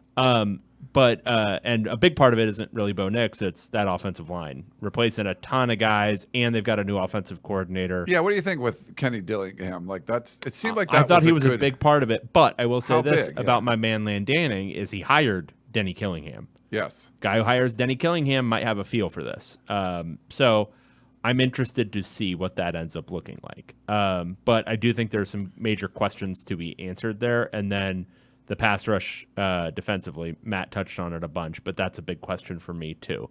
If those things get answered effectively, then Oregon could contend. But I do have them more on the fringe this year. I think they've got a ton of talent, but I think the question marks at some of these key spots are going to be maybe lead to some tougher moments in the early going, especially. I kind of like just in general, and this is just my early assessment, I kind of feel like Washington's going to get the better of Oregon. I know a lot of people have picked Oregon to win the conference, or I just feel like it's not going to be quite as good. They'll be good, but maybe not like that. But I think Washington can be. So who knows? Could be completely wrong. But who do you have? Like Oregon, Washington. Who do you have this year? In the game itself, or just coming out of the coming out? I mean, I guess whoever wins that game is probably going to be ahead of I've got Washington at 7-2, and I've got Oregon at 6-3. Okay. So I believe I have Washington beating Oregon. Okay. Yeah. I mean, I think I might have Washington a little better than that, but I think it's about the same, like maybe a game ahead of Oregon. You know? So I think just that's my right. early assessment. Yeah, and they they do have to play USC this year instead of UCLA, which isn't ideal. So they miss UCLA and then Colorado. So that's not. I mean, missing UCLA is okay. Missing Colorado is not. Like, you'd rather play Colorado if you could. Yeah, that's probably true. So I think on net, it's probably slightly beneficial. Yeah, because you got to play Utah. Because the marginal difference between USC and UCLA is not as extreme as the one between Utah and Colorado. Starting week 10, they go on the road at USC, play Utah at home, and then go on the road and play Oregon State. So that's like. Your nose could be pretty bloodied after that 3-week stretch. Yeah, that could be a tough one. It's tough. They do get Oregon coming off a bye, but the Ducks have a bye the same week, so both teams get a bye. But can start off pretty. Like we said, start off strong, 5-0, go to bye week, and you beat Oregon at home in week 7. It's like. Yeah, maybe what if you lose 2 out of 3, the SC, Utah, and Oregon State? But you'll probably beat Arizona State. You'll probably beat Stanford. Probably beat Washington State in the Apple Cup, the last one. That would be 10-2. That'd be pretty darn good. I think you're probably playing for the conference championship at that point. Yeah, agreed. Okay, I think we have one last one, and this one is. Oh no, I'm sorry. We have 2. Let's do this one. Stanford Cardinal. We'll save Utes for last. because they gave the voicemail in last. But okay, here's our preview. Jackson Moore for Cardinal247.com here, covering Stanford training camp, where after a dreadful another year to the tail end of the David Shaw era, Stanford has made the change from making no changes at all to making sweeping changes, getting rid of everyone finally, after not making any direct changes the last 2 seasons. Troy Taylor comes in from Sac State, where he was known for his offensive prowess. He brings in defensive coordinator Bobby April over from Wisconsin, where he was pretty successful there too. This staff had the busiest summer recruiting across the entire nation, so there's some promise that these guys can get Stanford back on track. But when you're talking about biggest question marks, this whole roster is just a massive question mark. Last year's dreadful 3-win team sent 5 starters to the NFL draft. They had 11 starters picked off by Power 5 schools in the transfer portal, and that only leaves 6 starters coming back. And this is not a program that has much access to the transfer portal. They expanded it some, and they hauled in an unprecedented 6 transfers from their efforts to get more access to that. And of that group, the prize is Gathan Bernadelle, an inside linebacker from FIU, and 3 Ivy Leaguers are coming with him. Looking closer into the question marks, O-line, they lost 6 players to Power 5 schools in the transfer portal. They only returned 1 starter. Those 6 losses are replaced by 2 Ivy Leaguers and 4 freshmen. Not a great recipe. In the defensive backfield, they had 2 defensive backs get drafted, 2 go to Power 5 schools, 1 to SMU. So, and no transfers coming in. And that's basically going to be a group of guys that weren't good enough to be in the lineup last year. And they're going to be facing just a gauntlet of Pac-12 quarterbacks and receivers this year. So that's troublesome, to say the least. What needs to happen for this team to have any sort of success? They really need the quarterback position to pan out. They brought in Justin Lamson, a transfer from Syracuse, and looks to me pretty obviously that he's going to be the starter. Ashton Daniels is still competing. Ari Pachu's there, but I think it's going to be Lamson. They have a few weapons to work with. E.J. Smith and Casey Silkins at running back have been kind of highly touted as the next guys of the Shaw era, but they were never able to stay healthy. So we'll see if this is the year. John Humphreys is back at receiver. Ben Urosic's at tight end. Underclassmen Mudia Rubin and Tiger Bachmeyer are going to have big roles. So they have some things to work with on offense. And April just needs to get the front 7 to be as effective as they can. They've got a lot of talent at outside linebacker, and we'll see if they can shore up ILB and the D-line. For what fans should expect, I think this team's going to play with more heart. They're going to be coached a lot better, but wins are not going to be easy to come by. Even going to Hawaii and hosting Sac State are pretty dreadful opportunities for their quote-unquote easy win. Yeah, cut off there, but thanks, Jackson, for some good stuff. It's just very sombering when he's talking about these Man, teams. what a job he has covering Cal and Stanford right now in this situation. Yeah, no, very sobering looking at all this stuff. Stanford's in a major rebuild. This is one that I might truly revise downward because I have them going 2-7, and listening to that and like kind of their quarterback situation and just everything with how they weren't able to replace anybody in the transfer portal, and there's probably going to be 6 guys. 6 guys. There's going to be walk-ons playing. Ivy League guys. Yeah, there's going to be walk-ons playing. Losing 6 offensive linemen, it's not. It's not good. It's not good. And then dudes go to the NFL. Yeah. And they won 3 games. Yeah. So anyway, I think it's, if you are a Stanford fan, talking to you, we need to hear from Matthew. We need to hear from Matthew is great, but we need to hear from the Zodiac Killer. We do need to hear from the Zodiac Killer. How is the Zodiac Killer?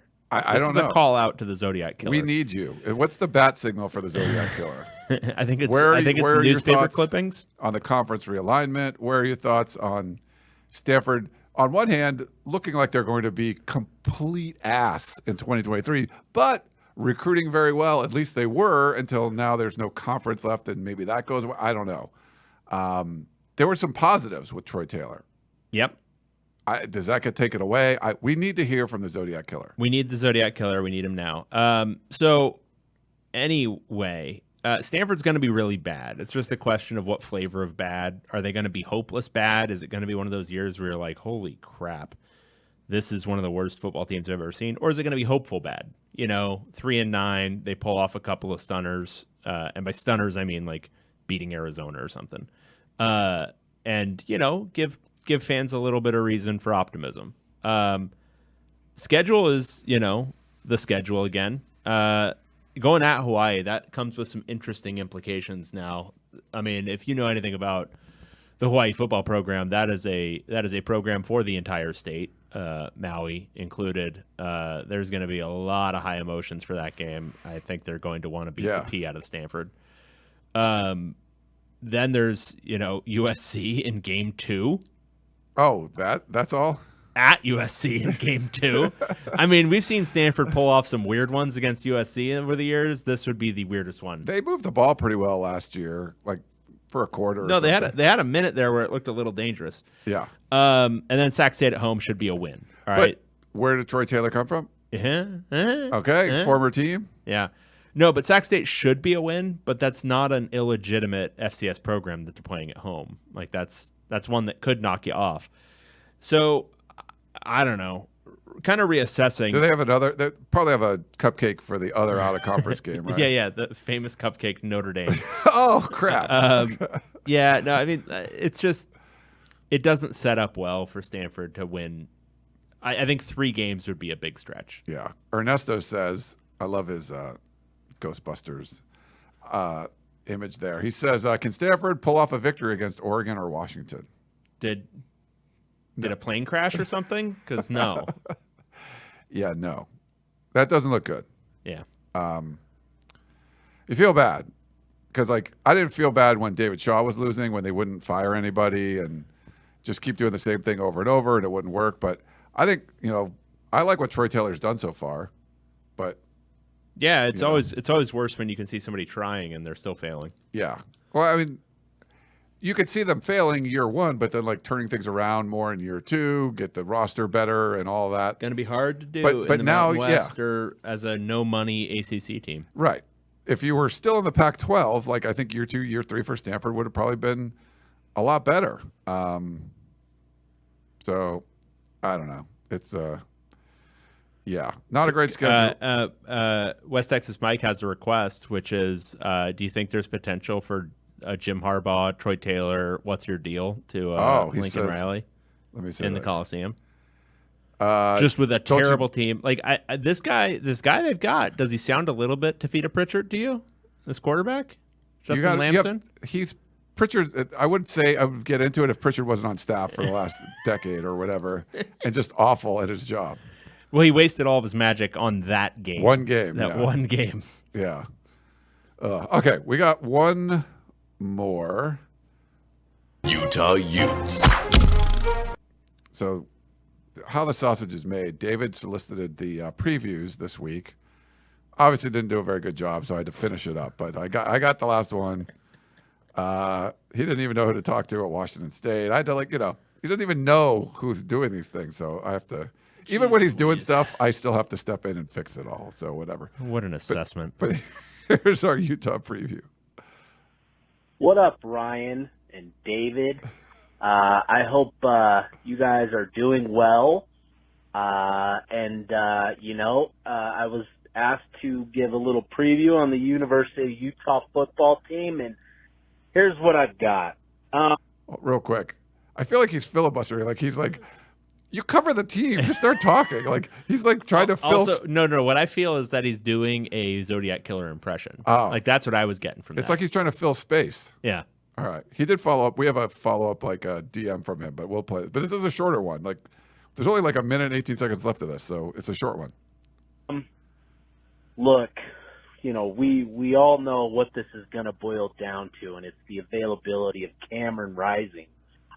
So if David's sources who tend to know things, if they could chime in on the situation, it'd be much appreciated. But in all seriousness, Utah's gearing up for, another run at a Pac-12 championship, which would be their 3rd straight. It's a big motivating factor for them. They want an opportunity to make history in what is now going to be a dead conference. So really, what's the value in making history in something that's dead? But, that's what we do. So Utah's got a strong defense, strong run game, hoping for improvements, at the wide receiver position with some of the additions they've made in Micah Pittman and Emery Simmons. Tight end room still strong, offensive line unit still strong, but that defense is going to be counted on pretty heavily, especially in the early part of the season. So a lot of good stuff from you guys. Appreciate you. Appreciate the podcast as always. Looking forward to more content this season, this final season of the podcast of whatever with the Dead Conference. So yeah, he was doing his tight 2 minutes, like if he's doing his little comedy routine there. Yeah, that was beautiful. He also had he said a couple notes. He said, "Sorry, I have a headache. A little more context you guys can chew on since I didn't go super in depth. If not Rising, it appears Bryson Barnes will be QB2, kind of your throwback to early Pac-Utah quarterbacks like John Hayes. Yeah. Jaquindon Jackson has established himself as a top dog at running back, built on his strong finish. He's now a running back, running like a running back, not a running back, running like a quarterback. And the offensive line might be the strongest unit of the team. It's very different than what we heard from Stanford. He says the defense will be very good, could be the best safety duo Utah has had, and lots of depth at defensive end. They want to get after the quarterbacks." Yeah, I mean, it sounds like a Utah team. It sounds a little bit more like if Cam Rising isn't available, it sounds like a little bit more like one of those Utah teams. I wouldn't go as far back as like John Hayes, but maybe like a Travis Wilson, like one of the good Travis Wilson teams. Yeah. Well, he wasn't good. I mean, he was pretty good. He was serviceable. Right. But they weren't offensive powerhouse. This might be a little bit more run and play defense, at least in the early going, while they get something going quarterback wise. Bryson Barnes played a little bit last year, and he wasn't bad, though. I will say that about the pig farmer. At least maybe in the bowl game he was bad, but before that, when he played, he wasn't bad. So anyway, about Utah, obviously hugely dependent on Cam Rising if he comes back. But if you're a Utah fan and you're in the position where, oh gosh, we have to rely upon a Kyle Whittingham defense here in the early going to be, ready to go once Cam Rising gets back, whatever will we do? That's not such a bad situation to be in. No. If you've got to be a Utah team anchoring around your defense, despite Kyle Whittingham now being a professed offensive aficionado based on his comments at Media Day, where he touted the uber importance of offense over defense, you're going to be fine. Yeah. Schedule-wise, let's take a look at what the Utes got. The pesky Florida Gators are coming to town. So that's the Thursday before opening weekend, essentially. They're going to beat that ass so hard. You think so? I firmly called Utah losing in Gainesville last year. You did. This year, Utah is going to beat the ever-loving shit out of Florida. Wow. All right. Like, going to hold them to like 7 points. It's going to be stupid. Does Cam Rising play, though? We don't know if he's Doesn't matter. Okay. They're going to beat the hell out of him. They did make Anthony Richardson look like a stud, who's actually going to start in the NFL now. He's named the starter over Gardner Minshew. Man. Pac-12. Man, that's a crime. But I guess Minshew's been like his mentor. Yeah. So they're going to beat the hell out of Florida, and then they're going to lose to Baylor the next week. You think so? Yes, on the road? Absolutely. A little sailgating down there? Yeah. 9 a.m. game? Probably. Is that what it is? Yeah, it's 9 a.m. West. Okay. So there's that. But then, I mean, it's Weber State. The conference slate is UCLA at home to start. You got Utes winning this one, or? If Cam Rising is back and has played a little bit, yes. If not, I think it could be a slugfest. Okay.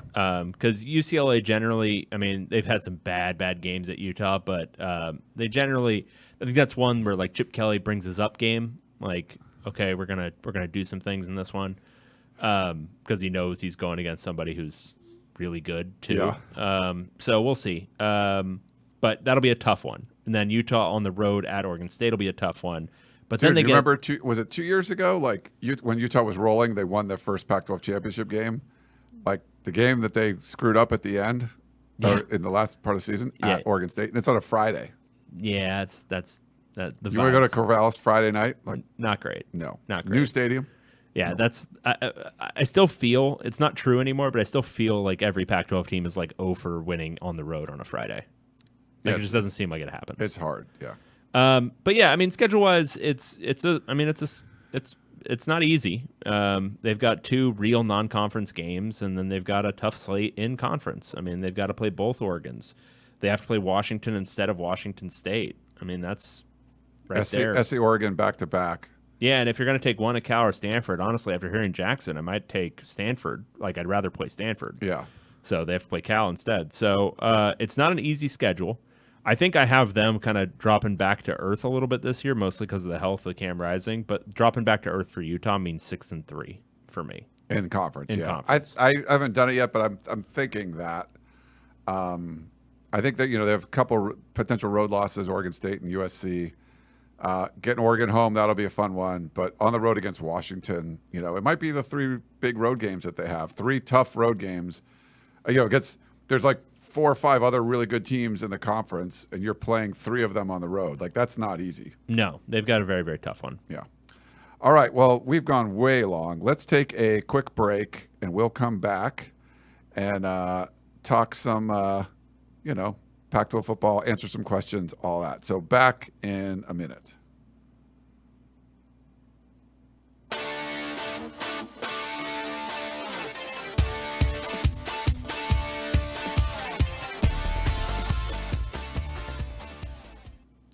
Gorgeous. All right, we're back here on the Podcast of Champions, an hour and 30 minutes into the show. I didn't have anything scheduled. Sometimes I usually have something scheduled at the 2-hour mark, which is always dumb because I think we're going to make it and we don't. I do have a voicemail for you, David, and then we'll have to. I know we got a bunch of questions, so we'll try to get to those too. But sure. Here's the voicemail. Hey, what's up, guys? It's Perk. Just had a question for Dave. There's rumors out there that George W. Bush is lobbying behalf on SMU, and Condoleezza Rice is lobbying on behalf of Stanford to get them into the ACC. So my next logical question after that is, Dave, if you had to pick a politician or, I guess really, any member of Congress, or just really, I guess, any famous alumni to lobby on behalf of Cal, Washington State, and Oregon State to get into different conferences, who would you pick? Thanks, guys. So this is really funny because when I saw the tweet that had this information, I had basically the same idea. And so it was a great tweet from Brett McMurphy. Condoleezza Rice from Stanford and George W. Bush, SMU, are contacting ACC officials to lobby for those schools to get an ACC invite. So I naturally quote tweeted it and said, do Cal, Washington State, and Oregon State have any war criminals that they can get to lobby the ACC? Yes. And the answer is yes. They do. Cal has John Yoo, the guy who wrote the torture memos justifying waterboarding. So war criminal. He's a Cal guy? Yeah. I was trying to make it so, like, am I committing, some sort of libel offense here or slander? So I looked him up, and have they been credibly associated with war crimes? Yes. Okay, no problem. And James Mad Dog Mattis, who led the Marines in Fallujah, who shot up a bunch of ambulances, he lived in Pullman as a young boy. Oh. So he could advocate for Washington State. What we haven't discovered yet, though, is a good war criminal politician to have gone to Oregon State. Okay. Maybe some of our Beaver fans can you could talk me into Barack Obama. And the only reason you could talk me into Obama is because his brother-in-law was the basketball coach for Oregon State at one time. Yeah, Michelle's brother, right? Yeah. Yeah. And as we know, he liked to bomb Yemenis' weddings. So we've got some options here. So I just think it's funny when we were talking about like how terrible the Pac-12 presidents were. You're a hater of all presidents, and I know if someone's like, "Oh, you're going to," they're all war criminals. I've got this firm policy, which is every single president should be tried for crimes as soon as they're out of office. Everyone, right? So I think when people are like, "Oh, you just made fun of George W. Bush, call him a war criminal," you're like, "Oh, that whatever." And then like you say the exact same thing about Barack Obama or whatever. Right. You would say it about Bill Clinton. So that's where you kind of like you just hate presidents, and they're all. You're bad. like Abraham Lincoln was pretty good. Ulysses S. Grant's all right. Everyone else sucks. There's like 2.5 good ones, and it's whatever combination of like Lincoln, Ulysses S. Grant, and FDR you're interested in that day. Nice. But FDR is like half good, like not even full good. You can't intern, a couple million Japanese Americans and think you're hot stuff. Okay. Actually some people were writing in, and I'm going to look out. Anyone that sent in anything on our intro music, we really appreciate that. If you're watching the video, we skip the intro music because we can't, it'll get flagged by YouTube for copyright stuff. So I don't check this email address except when we do the show. So I forwarded any emails that have like info for that, I will forward it to my own, and then I'll get to it because I know David never would. So I will do that. So thank you for anyone that sent those in. Yeah. Is that fair? Yeah, absolutely. I think our first question is from Frank in Sacramento. We're getting questions like right after our show goes to air, which is crazy. People are sending a lot of questions in. He says, Dave, you talk good, so I'll ask you. If a pun is a play on words, why don't they call it a POW? So acronyms. Ryan, you were an engineer at some point, so I'll ask you. If it's 0 degrees today and tomorrow, it's twice as cold. How cold is it tomorrow? Frank in Sacramento. Okay. We're going to handle these in order. Okay. Well, if it was called a POW, it would be an acronym, not a pun. Yes, that's what I said, but go ahead, sure. Yeah, no. He's Right, saying yeah. if a pun is a play on words, why don't they call it a POW? Well, because it's play on words. Yeah, but then it would become an acronym. Then it would be Instead like of a different thing. It's not like, some onomatopoeia stuff. This is, it's two different things going on here. Yeah. Like a pun that's actually a pun. Like they should call it something like, I don't know. Man, that's hard. I guess it works. I guess we can call it a POW. Yeah. And then it's kind of ironic because it's you're actually playing on acronym. Yeah. Instead. No? You with me? I'm with you. Yeah. Okay, great. Because it should actually just be a pun. Like it should be a pun of its own, right? Yeah, I think that would be its own pun. Yeah. I don't know, man. It's a lot to think about. All right, but if it's 0 degrees today and tomorrow it's twice as cold, how cold is it tomorrow?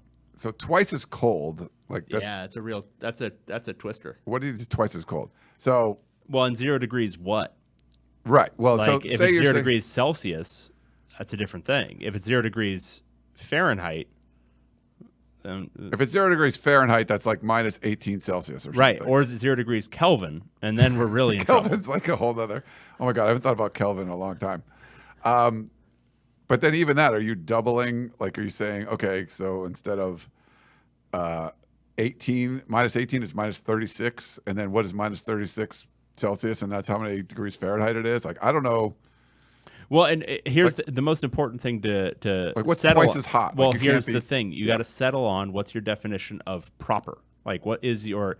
Because you have to. What we're talking about here is a subjective assessment. What is cold? For some people, cold is 60 degrees. For some people, cold is 50. Yeah, here in Southern California, like 60 degrees is cold. Correct. 65 degrees is cold. So in that situation, if that's cold, and then 0 is a certain, deviation from that, then twice as cold as 0 would be what? Another 65 degrees down from that? Another 60? That's a good point. Yeah. So we got to know Frank's subjective assessment before we can determine any kind of model for what is twice as cold. Fair enough. Okay. Next up, we have Greg. I have a request. Hey guys, if Washington State and Oregon State end up in the Mountain West, can you guys quit your jobs, work at either Beaver Blitz or Coug Fan, start the podcast of the Mountain West, boycott watching any other major conferences and the networks they're on, and start a GoFundMe to get a better media rights deal for the Mountain West? Thanks, Greg. Crowdsourcing a media rights deal would maybe be the way to go at that point. Maybe we could do it. I don't think there's money in that. Yeah, we have to lives to live, and it's good. That would be tough. I think in an ideal world, if I was just loaded, I could do that. Yeah. In an ideal world, no. I don't think I would be doing that. I think it would have to be a very specific world, but certainly not ideal. Would I quit my job and just cover Washington State, Oregon State, and Mountain West football? All right. We have Dave Young. UFC measurement scandal strikes again. So he said he sent a picture. This is an arch that's above like the tunnel where USC players come out of their locker room, and I think it's Latin. Is that Latin, David? I mean, it looks Latin. Yeah. The famous, and then he says what it is. I don't know how you would read that. outside of the John McKay Center. Once again, coming to bite $C in their, THERE, ass. By now, everyone is familiar with USC faking football player measurements for decades. The 6'7" tackles are barely taller than 6'3", than the 6'3" coach, who everyone knows is only 6 feet, just like the support column they are standing next to. I know everyone fudges the numbers a bit, but this just seems ridiculous. Will Big Ten put an end to the SoCal's fabrications or let it destroy their conference the same way it destroyed the Pac-12? Does no one think about the kids who are athletic 5'11", 300-pounders giving up on their, again, football dreams, thinking they can't compete with these inflated numbers when they could one day be a center for the Browns? Attached reference for your body, Christian Ravino. I think that he's talking about Chris Trevino. What is it? Let me see what the... Oh, okay. So it's a picture. It has Cliff Kingsbury and a couple of USC offensive linemen that look about the same. Okay. To be fair, though, in the photo, Cliff Kingsbury is like a step ahead of both of the offensive linemen, and a step ahead of one of them and at least 2 steps ahead of the other one. When you go fishing, which I do, and you take a picture of the fish, David, you don't hold it back here. You hold it up here. It's all about perspective. It looks a lot bigger. So I would not say that that's an even, just that photo you took of these players, and the coach a few yards away. And I don't know how tall Cliff Kingsbury is, but. So all programs lie about the heights and weights. But I wouldn't. Famous, very funny story is one of the NFL combines. Some of the UCLA players participated, and they didn't perform that well. Then they had the pro day. This was during the peak of the Jim Mora era. Okay. And it was like the Anthony Barr year. And he ran like a 4.55 or a 4.6 or something. So good, yeah. Gets to the UCLA one, and Mora comes out at the end of it. We weren't allowed to watch. And he's like, electronically timed at 4.38. And it was every single guy was like sub 4.5. And we're all like just these incredible measurements and drills. And it's just, it's propaganda. It's just to inflate your program. And you should probably keep it semi-believable so that you're respected going forward. But sometimes they're going to be a little ridiculous. Yeah. Well, he had one more little part to that. He said, P.S. Glad us Washington fans get to listen to the podcast again after being excluded for the last 13 months. I don't know why you'd have been excluded. We've talked about Michael Penix more than anybody, probably. Penix. We also had Chris, who said you have to convert for the temperature thing. You have to convert to Kelvin, which is absolute temperature, to answer. And he says only absolute temperature has any meaning. Yeah, that's my point. Exactly. Yeah. Yeah. All the rest of this is just like subjective assessments to make numbers feel good. He's a USC EE on my site. So so he was an electrical engineer like I was. Yeah. And he remembers more about Kelvin than I do because that was a long time ago. Yeah. And I do this now. All right. This is from Boone. Picking games. Oh. Hi, guys. Love the show. I'd pay for Patreon. New tagline. More subscribers than the Pac-12 Apple deal. Ooh, I like it. That's pretty good. Will you share your picks for all the games for Pac-12 teams again this year? Hell to the yeah. Yeah, that'll be next week. Yeah, we'll start doing them. And we will also, hopefully, it's Matthew, right, that does this, the picking contest? Yeah, Matthew, I know you can buy us drinks in Vegas and stuff, but now you got to get back on the... Get back to work. Yeah. Yeah. Do your stuff for free. It's not like you have to, like, care about Stanford or anything, right? Like, yeah, no. I think we have a text message. If this is several, yeah, in a is row. It? Oh, they're all in a row. Okay. Ryan, quote, USC is the culprit for the downfall of the Pac-12 because, quote, trust me, bro. Oh wait, no, he corrected it. Oh, correction. Ryan, USC is not the culprit to the downfall of the Pac-12 because trust me, bro. And then he says, I've never heard you guys talk about how USC president stopped the expansion of the Pac-12 that would have kept it together. Then they stabbed them in the back. It's a weird flex to take responsibility from USC. So they mentioned that in the LA Times article as well. This was good. So Carol Folt was representing the interests of both UCLA and USC at a meeting discussing the potential for expansion, adding all of the Big 12 teams that wanted to come as a bundle and basically do a merger in summer 2021. Okay. So this was prior to a year or so prior to UCLA and USC departing the league. Okay. At that time, I can virtually guarantee you, based on reading the TikToks and timelines of all this stuff, Carol Folt had no idea USC would be in an entirely different conference the next year. 100%. So she was operating They from... didn't hire Lincoln Riley. They didn't... all that and this stuff. is important. She was operating from just traditional USC mindset of, what's the point? Why would we add them? Right? Yeah. And I think, to be fair, probably the UCLA mindset too. Like, I don't think either school would have any interest in further diluting their own money.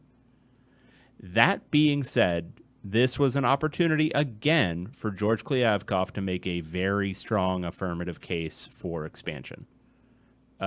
Something that, like, Brett Yormark, look, hearing some of what he says, like, I think, you know, maybe if the wind had blown it a little bit differently, he would have been a laughingstock too, but he just sounds like he had a better vision for what needed to happen than Kliavkoff ever did. Yeah. And look, maybe he was pretty strong in the room, but everything I'm hearing is that, like, once he got a little bit of pushback, it was like, oh, okay, I guess we can't do that.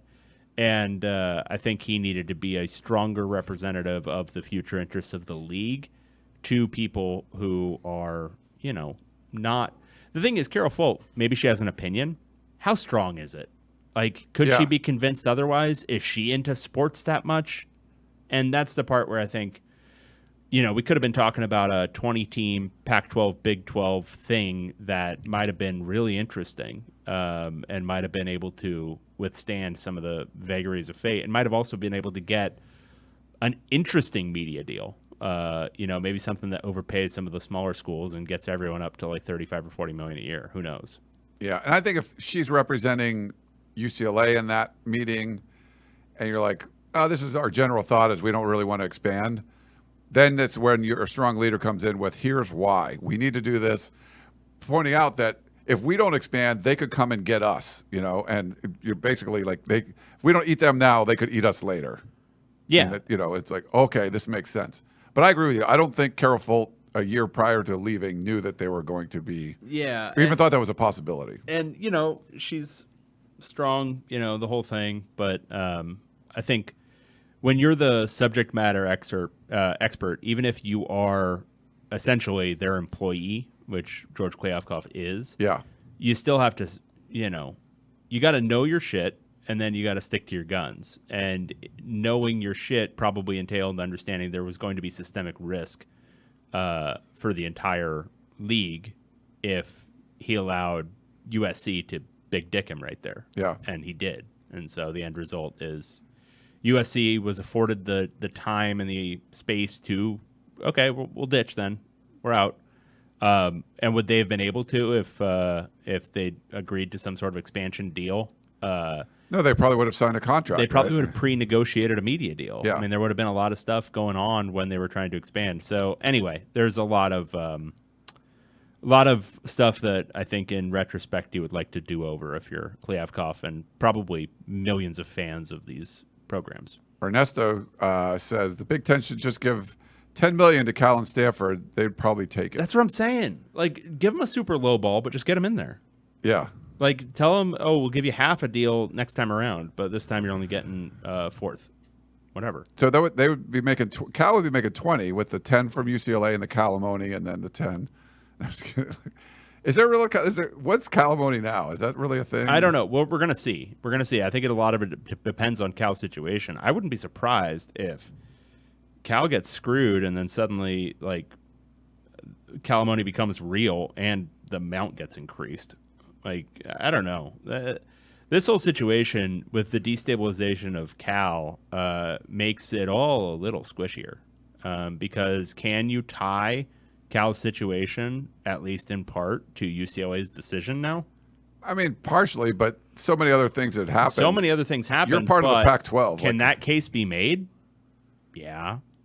I mean, it's one thing if you're part of a Pac-12 that's going to still probably, I mean, even at $25 million a year with the Apple TV deal, that would have been an increase over what they were getting in the previous deal, right? Like about $3 or $4 million a year. Yeah, I think so. Yeah. So it would have been an increase in revenue. So you could make a case that, like, no, we didn't hurt them. They increased their revenue. But now if they have to drop down to like $8 million and be in the like Mountain West, good God. And the crazy thing is, okay, I get it. Like, you're still talking about this. We are, because when we're talking about things that are happening, like, okay, what's going to happen to the expanded college football playoffs in 2026? Because the deal is only for 2024 and 2025. We don't know what it's going to be in 2026. College football is going to be very different in 2026 anyway. This is like literally the next football season. Like, we are less than when all this stuff happens, we are less than a year out from that. You already have your schedules, or you normally would have your schedules for 2024. You know what's going on. They don't even know where they're going to be, let alone have a media rights deal to like put their games on television, which is almost certainly going to be streaming, whatever it is. But that's why this is just crazy right now. These big, these brands that were in a Power 5 conference are just kind of in limbo. So yeah, we're curious what happens there. What's the next question? So the next one. Hey guys. Wait. Yeah. Okay. Yeah. Sorry, I was just making sure we got through all the text messages. Okay. All right. This is from Greg. Hey guys. My freshman year of college, my buddies and I put $1,000 down payment to rent a townhouse. We then proceeded to tear the shit out of that place, and we're not giving back our down payment. In fact, we have to pay an extra $1,000. Shouldn't the 8 Pac-12 schools leaving have to pay the remaining 4 schools because they did basically the same thing? Maybe they can rebuild the Pac-12 with that money. Thanks, Greg. You like the analogy? I don't know. It's not the same thing. Now, if I live in a house with you and 11 of if I live in a house with 11 friends, one of them's you. Am I and your we're friend? all, I guess, and we're all like paying rent on the place. Okay. And then you and we decide to leave and skip out on our rent, right? Yeah. And like it's like we've got rent for another year.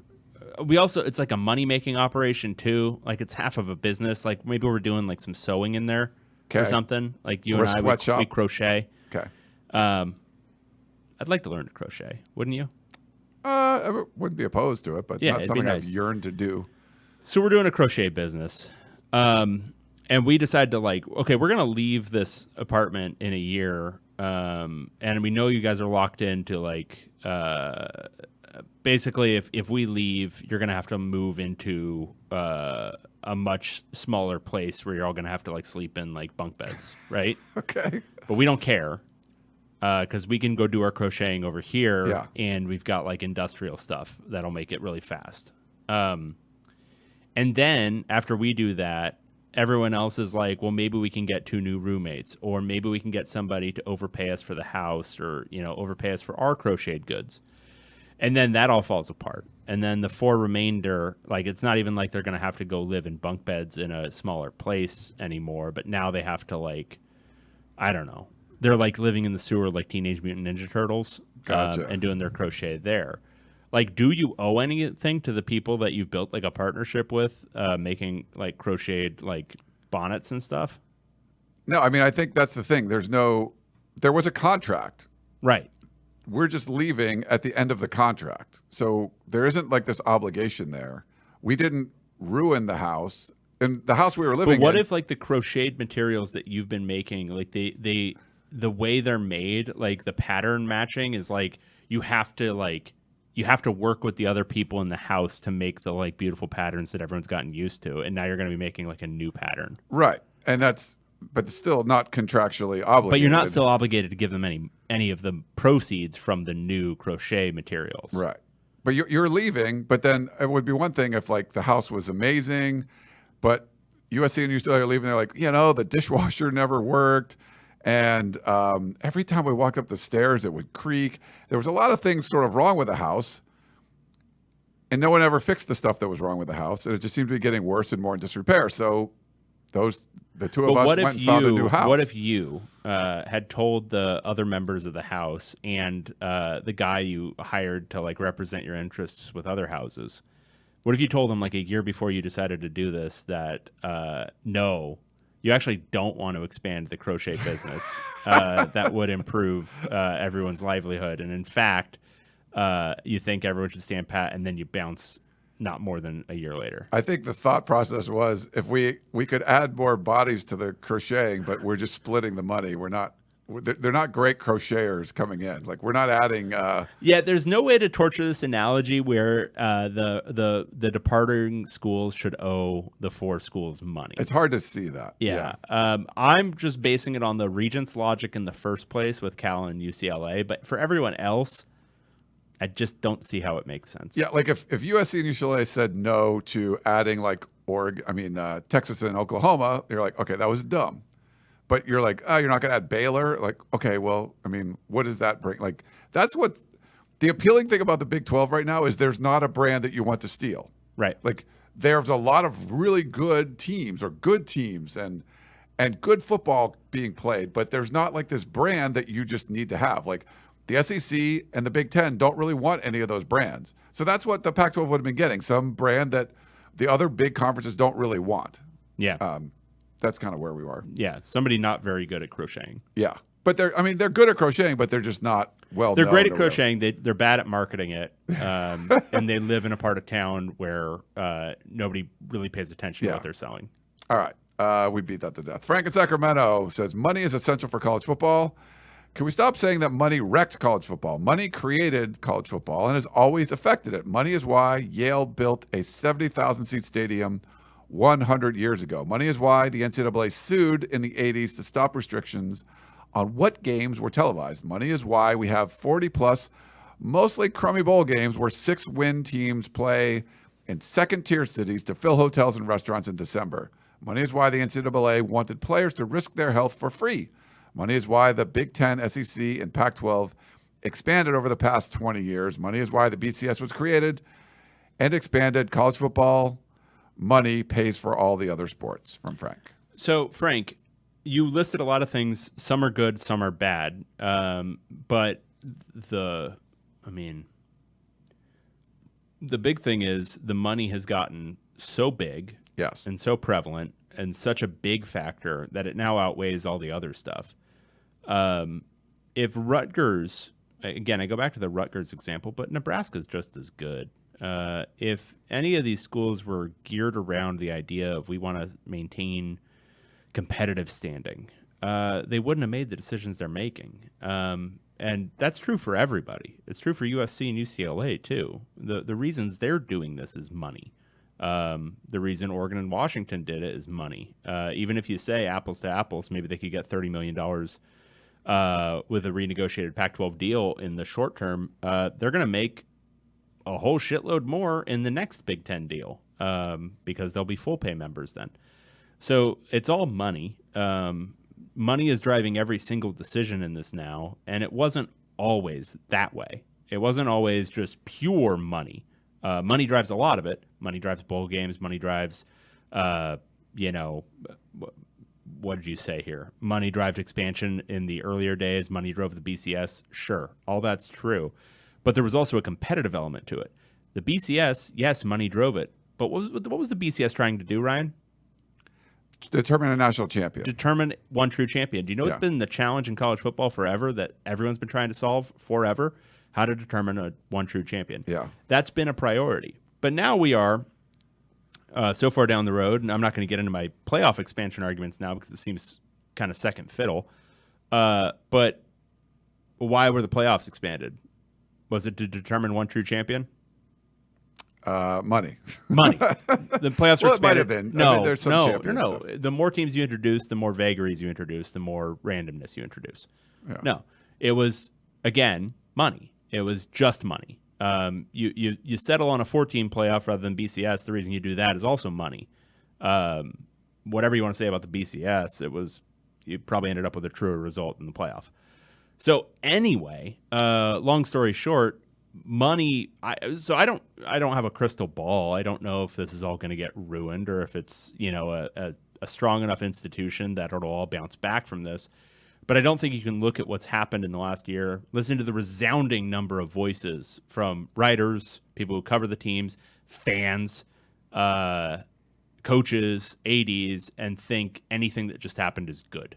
Yeah. Like anything that just happened is for the health of the sport. And everyone agrees universally it was all because of money. And that is a difference. Like it wasn't.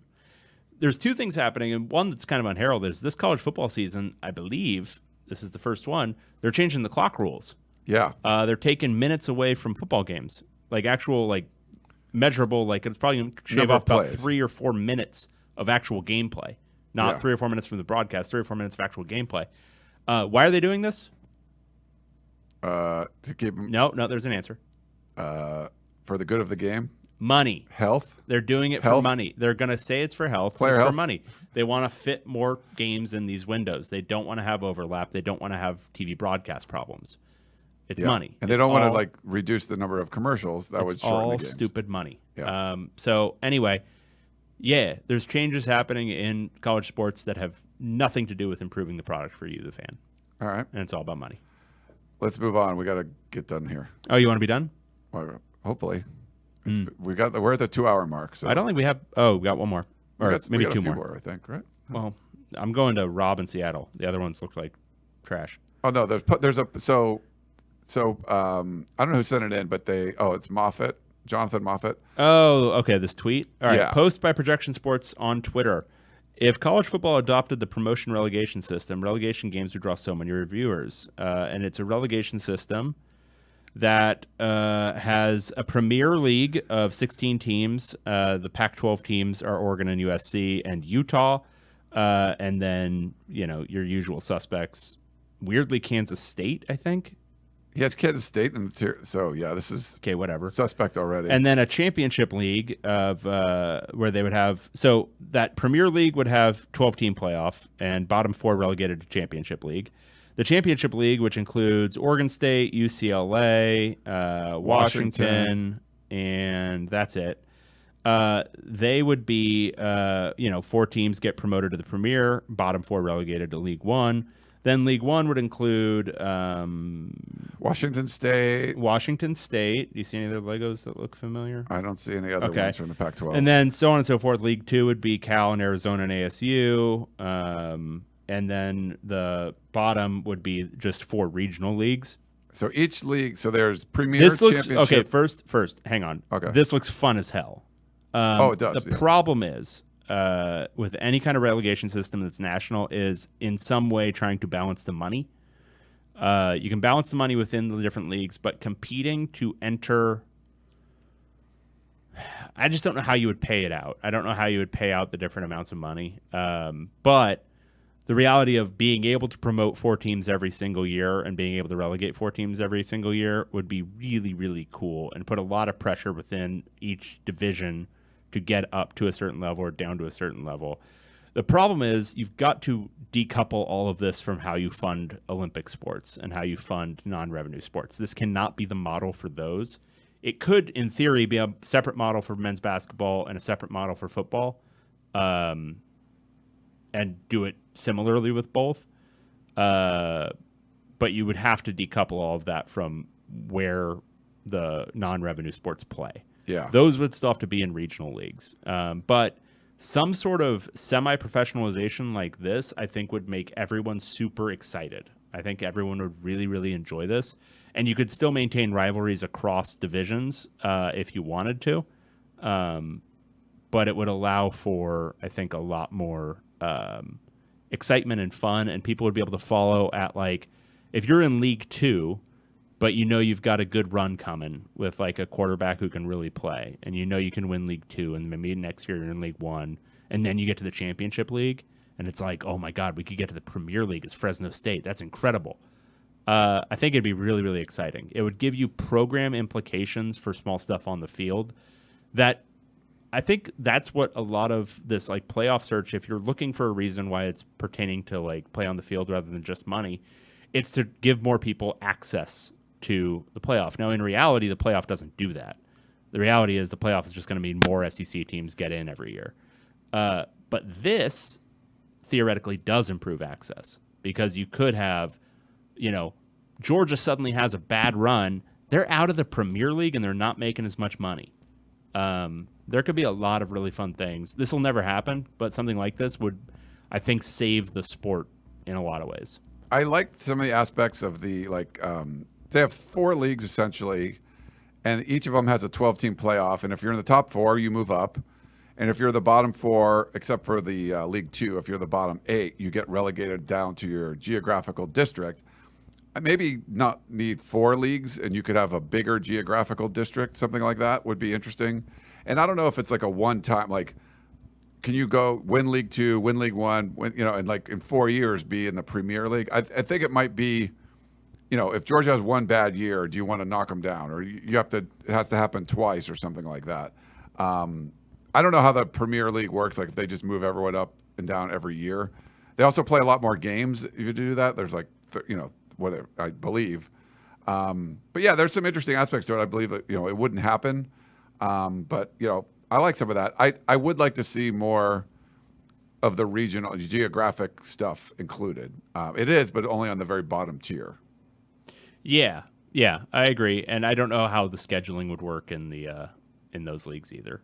Yeah. But it's a fun idea to toy around with. And I think something like that could, especially if this does what I think it's going to do, which is kill a little bit of interest, that might be a great reclamation project at some point.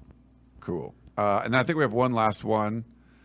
Rob in Seattle, he says, Pac-12 propaganda and the inside story on the failed media deal. Curious to know if either of you read Jason Shear's most recent story about the final days of the Pac-12.